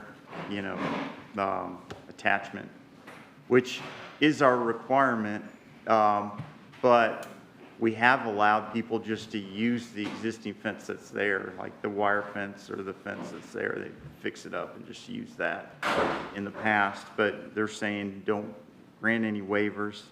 They're also suggesting that any residential lots that back up to A1, and I think they mean at the urban service boundary specifically, but anyway, I'll get into that in a second. But any that back up to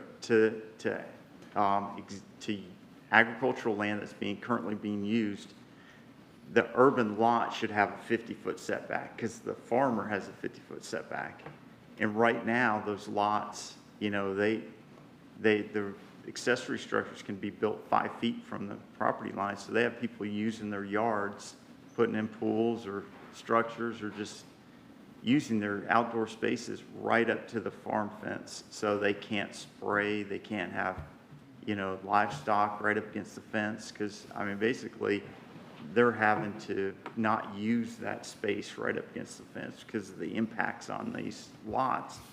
So what they're asking for is a 50-foot setback on those urban lots minimum, and then a double row of fence, so a fence at their end of their lot, 50 feet, and then another fence in that area in between just be mowed and left as a buffer. And then they could. Responsibility. That could be- Yeah, that. Yeah, it would be a big. Because all of a sudden you've got two people that both own, a side of that 50 foot. No. They would be owned by the lot owner on the urban lot side. So basically, you'd have to increase the depth of those lots adjoining the ag land, and then add another fence on your lot that you would maintain. You'd share the maintenance of the farm fence at the boundary. You would add another fence. And then as an urban service boundary, as we expand and grow as a city, but then that would become null and void after? If we expand and that farm developed, then they could get rid of that fence, and then the buffer would be pushed out to the next. So there's 50 foot just sitting there. You'd have to 50 feet that you could mow, but you couldn't put any structure. You couldn't put any structures, but you would have to either be open with no, just a fence along, say, the row of lots, and then the HOA maybe could mow it, or the homeowners could mow it, and, they could throw football, frisbee, or whatever back there, but it's not actively. To me, it seems like it would muddy the water a little bit. Well, I understand, what you're saying, but I also think that if me as a homeowner is gonna be responsible for mowing that, I need access to it, I need a gate in my property. Sure. Yeah, you would have to put a gate. I don't have a problem with having the fence as long as each property owner has access to it. Well, what's the purpose of the second fence, though? I can see adding to the setbacks, but why a second? It sounds like the distance in case he wants to spray for, say, chemicals for. Fence does something, Yeah, I know. That's why I said I don't. It just seems like we're just creating some kind of. Yes, muddy, space. muddy. Yeah. Extra. I'd say on the setback 50 feet. Yeah. Let the fence go, let it be an option. Well, that's a good question. I'll Now, could run we that by not, them. but- could we not put this in the comprehensive plan discussion as we've been doing for the last few months and Public hearing is what, in June, I think, the public meeting, I should say. Oh, put this out at a public At meeting, the get public feedback? meeting for discussion to find out what the farmers want, find out what the neighborhoods want, find out. And I think I agree with Mr. Vest, you know, if you put up, just leave it open, have a 50-foot setback, because if you start putting up fences, and then as the urban boundaries grow, then guess what? Those fences need to come down. Well, That's then all just- of a sudden your 50-foot Well- setback becomes 75, Right. because nobody's gonna build their house with the fence as the back Right. wall. So it might be good to have the 50-foot setback, but not necessarily have the fence. Did we talk about number 2 at all? Well, I was gonna get to that as well, because that one really struck me hard. Thank you. 2. Number 1, I mean, to say so that we could be comparable to Well, the Fayette thing and Woodford about it counties, is, but and I know going I from think 5 to 40, and we have the competing dynamic Oh, of yeah. talking That- about affordable housing. Yeah. That does the opposite of creating Well, affordable and housing, it's not because making people can't afford, Good farmland in the county. but it limits what the farmers can do with their land if it's no longer viable for them to farm, and it limits affordable housing, because people can't afford a 5-acre lot, let alone a 40. 40. Yeah. Well, and I know we've talked about this as a board 5 or to a 40 is commission, huge, and it's certainly a reason to do it, is not so we can be like Fayette and Woodford County. but I know we've also, There'll be a house on every corner if it keeps going like that. well, Yeah. not at 5 acres it won't.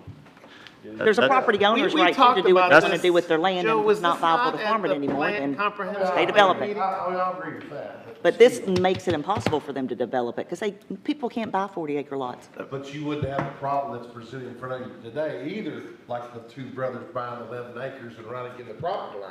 You're gonna eliminate a lot of those. You're going to problems. eliminate any development at all. I think you're gonna stop growth. Well, that's not, it's not a good, then you eliminate Well- affordable housing.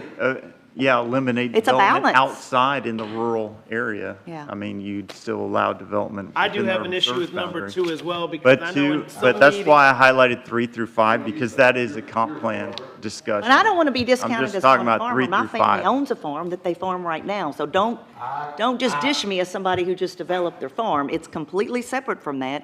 It's the balance that we need for affordable housing, so I'll just leave it at that.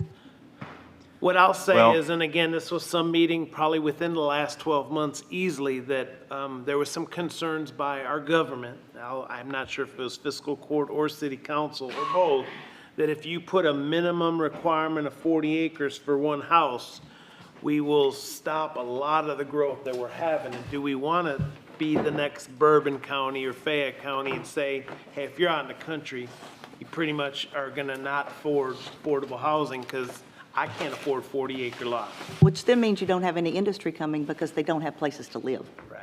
But what I'm trying to say is it doesn't have to be 40. That's just the number on paper. Right, that's just a recommendation It by could the, be, you know, it could be 10. 15. It could be 10. But 5 is already an issue for affordability, and people, unless you're going to farm, why do you want 15 acres?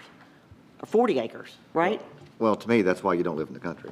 Well, I mean, I Yeah. just Yeah, think you that's limit what- what that's people what can counts. do with their property too, Yeah. so. So Joe, you mentioned 3, 4, and 5 are highlighted because those were more of the topics today that you wanted to Well, I mean, discuss? 3, 4, and 5 are, yeah, the items that we could address through an ordinance change now. I mean, the other items, increasing the minimum lot size in the county is the bigger Comprehensive plan, comprehensive probably. plan kind of. I mean, so do type you want issue. an answer? Are you looking for? Well, I mean, from I us? just. From us, I mean, I should say? got some feedback on the fence, so you're wondering why the second fence, what it's meant to achieve, and if it could be done without a second fence. You know, I guess the other thing is that they're asking for also a 50-foot setback adjoining A1 property that's not at the USB, I believe, if I remember correctly. And again, commission, remember, this is just concerns and recommendations. They're not asking for a vote. They're just asking for our thoughts and opinions. So we really don't need to vote on any of this. No, you don't need to vote. This is I'm just kind of our feedback and discussion. The-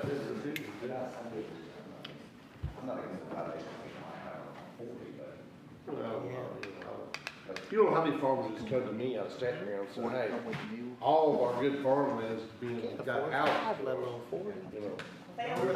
we know, you know. I guess the only thing I'd really like to get is just some feedback on whether you think increasing the rear setback to 50 feet on urban lots that adjoin ag property.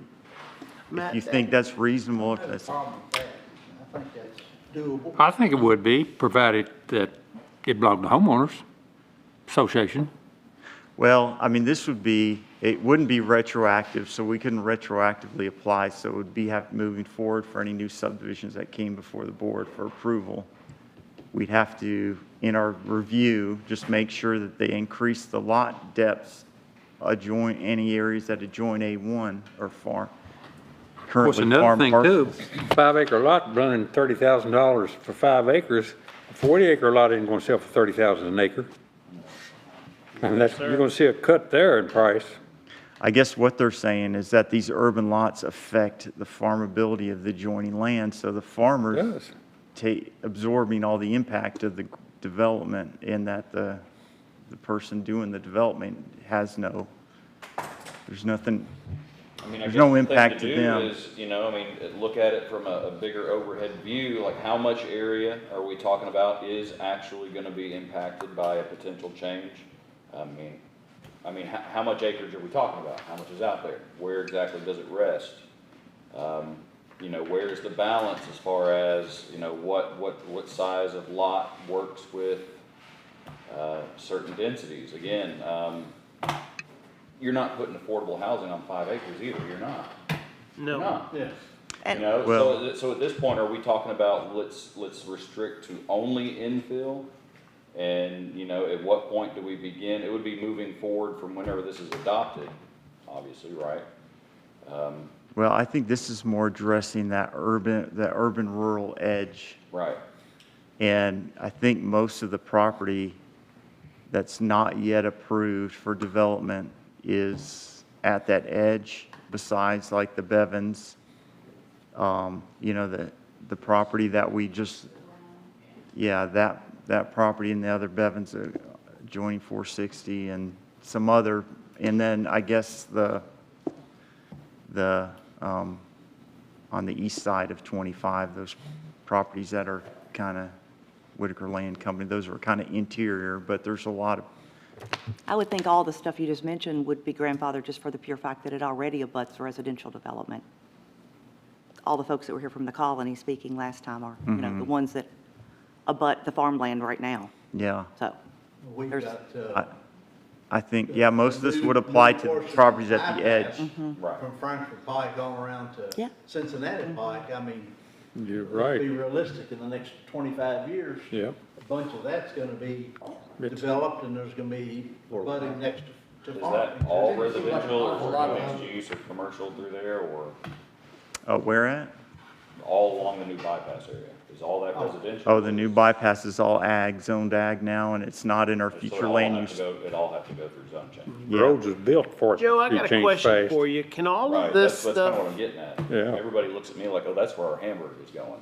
can all of this stuff be asked by or to our community during the comprehensive plan public meetings? And the reason I ask this is, of course, it's an election year, and of course, I'm running, and I keep hearing all these people saying their opinions don't count, they're never heard, none of the politicians ever listen to them. Well, why won't we open up, make sure that we are gonna get we sit here as a commission and are trying to make decisions on what's right and what's wrong. Make sure that we open it up to the public over the next few months and the next few meetings and say, you want to be heard, because this is what I keep hearing from the public. And again, I'm running. Yeah. Well, I'm never heard. No one, I can ever get opinion. City council meetings aren't open, which we know they are. Fiscal court's not open or inconvenient to get to, which we know they can or can't be. But let's get these public meetings open. Let's make sure we invite everybody who wants to be spoken and make sure they're all heard. So this way, we as a commission are making a decision for our community. Well, yeah, we are, sense? we are I think gonna ultimately we do, have to make the decision. We do have to can make get the input, decision, though. but I'd love to get the I input of agree. the general This is the public, which, community's input to We are- complains a lot that decisions are made behind closed doors, and we all know that's not the truth, because these meetings are all public. we are gonna, at the public meeting, we are gonna, introduce and review the comp plan, what we're doing and so forth. And then we're gonna have breakout tables, I guess. Because I mean, I most guess of we these, will you'll have have some people that'll a be deer in the breakout table headlights with these and won't know what we're ideas talking about. at it, maybe, and get feedback. But Like in a- honestly, there's gonna be some very educated, great people that are gonna be at those meetings that do wanna have the feedback to this, and I think we need to listen to them. Are you talking about all of them or only the highlighted ones? Because the further I went down, Well, there no, was. all of them. I think if we had a breakout table, we'd have all these ideas out there and some opportunity for people to comment and, you know, some type of If you put interactive. the cattle fence on it, you're gonna put it on your property line and help the rest of it. That's what's gonna happen there. You know, you just. Affected by that 50-foot additional buffer. I think we need information on how much impact the farming is actually getting, because of the absence of that 50-foot buffer. I think we need some information about how much cost that would add, because that's gotta be horrendous.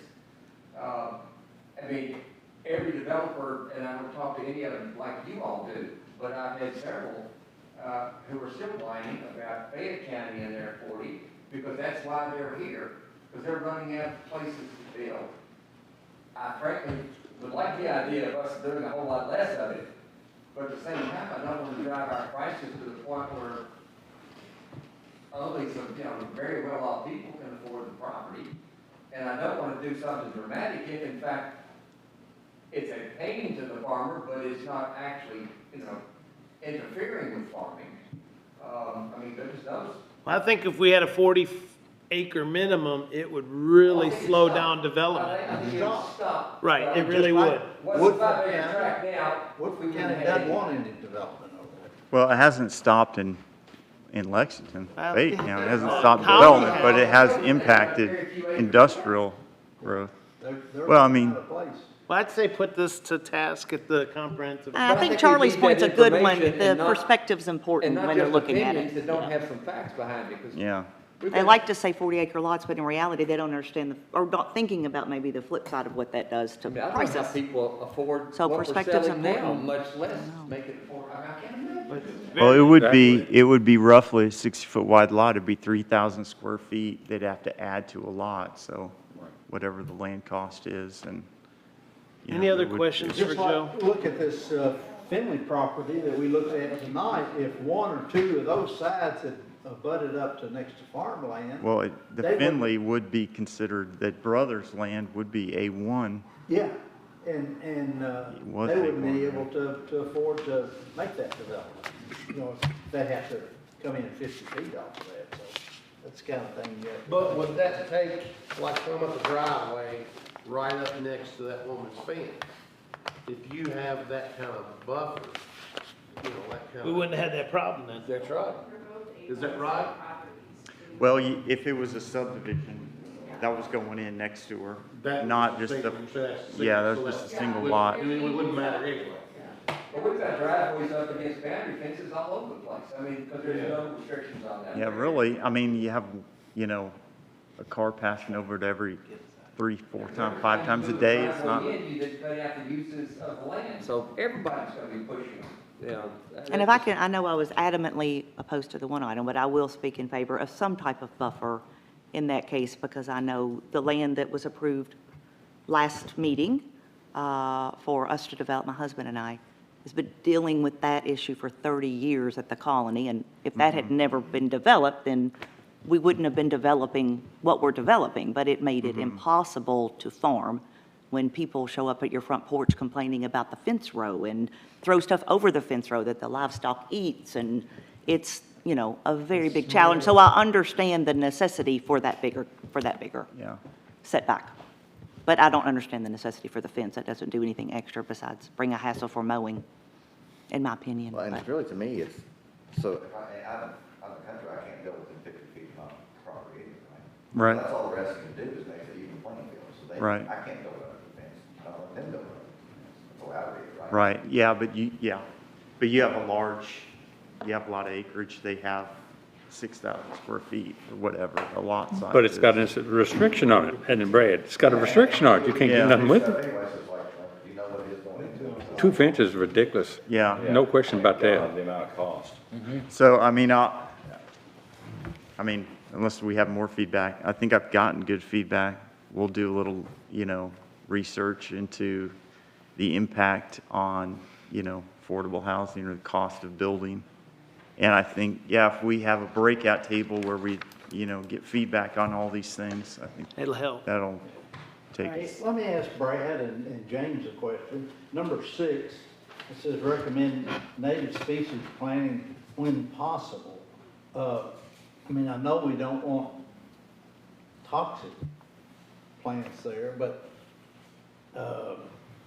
why have the when possible? Why not use native species? Yeah, why not do away with it to start with? Don't send it here. See, you all remember when, John Matheny out there had some people close through their shrubs over the fence and killed 7 or 8 Hereford cattle back there a few years ago? So why even have a plant like that? Look at right now at what we call the Japanese honeysuckle, taking the roadways everywhere you go. But why, we have planting lists, so why would we have native plants on there that are not? Exactly. We do, but we also have non-natives on there that are not toxic. I mean, I mean, so- unless they're, I mean, for example, we had a real dust up with, God, I forget now what department, but we had to plant buffalo clover, which is native. It is not toxic. It is marvelous. Yeah. But you can't grow it because deer love it, rabbits, everybody loves it, they eat it up and it's gone. You don't want that kind of thing, of course, on your planting list, but things that are native, that are not poisonous and can thrive, I mean, that should be what we, it's not an insist maybe, but maybe we should insist on it. Because non-native, well, there are oftentimes ramifications of that that we don't actually know about until we require, and then we've got a problem. I mean, we just. They love that native grass in Colorado. Or anything, you know, let's just don't do that, let's use native species. Yeah. So no buffalo clover. I mean, in the planting manual, I mean, almost all of the plants that are acceptable are already native, identified as native.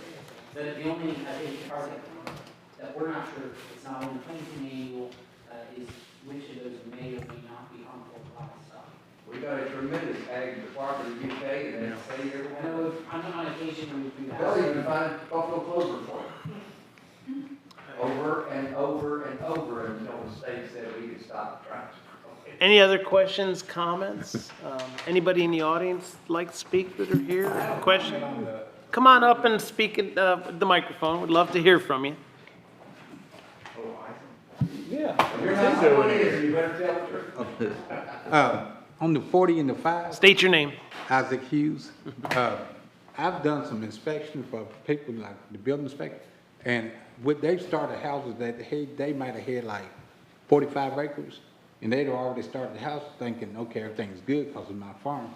But the bank has stopped them and told them because the farm is so big, I don't know if y'all heard of this, that the appraisals are different because it's harder to sell with this. So some of them had to go back to.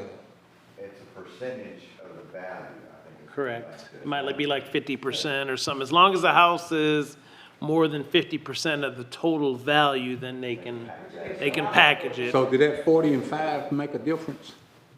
It can, depending on if you have a real small little farmhouse, it might only be worth 50,000, and then you got 40 acres that's worth. The ones that they're building now are $50,000, but if you had an old farmhouse that's, say, falling apart, Isaac, and you might have an issue. Even if it's a brand new modular. Yeah, well, brand new modular is about 150. Okay, well, even so. That's true, 40 acres. I mean, depending on where the land is located and how valuable it is, even a decent-sized house could run into an issue with being 50% of the total land value. Dang it, Isaac, go back to Woodford. They got big houses like that there. Thanks, Isaac. Would you retire? You retired? No, not yet. Not at this point. Any other questions, comments? Nothing back there? No? Okay, just want to make sure. I guess we make a motion to adjourn. So made. We're having so much fun, I don't think we'll adjourn. I'm ready.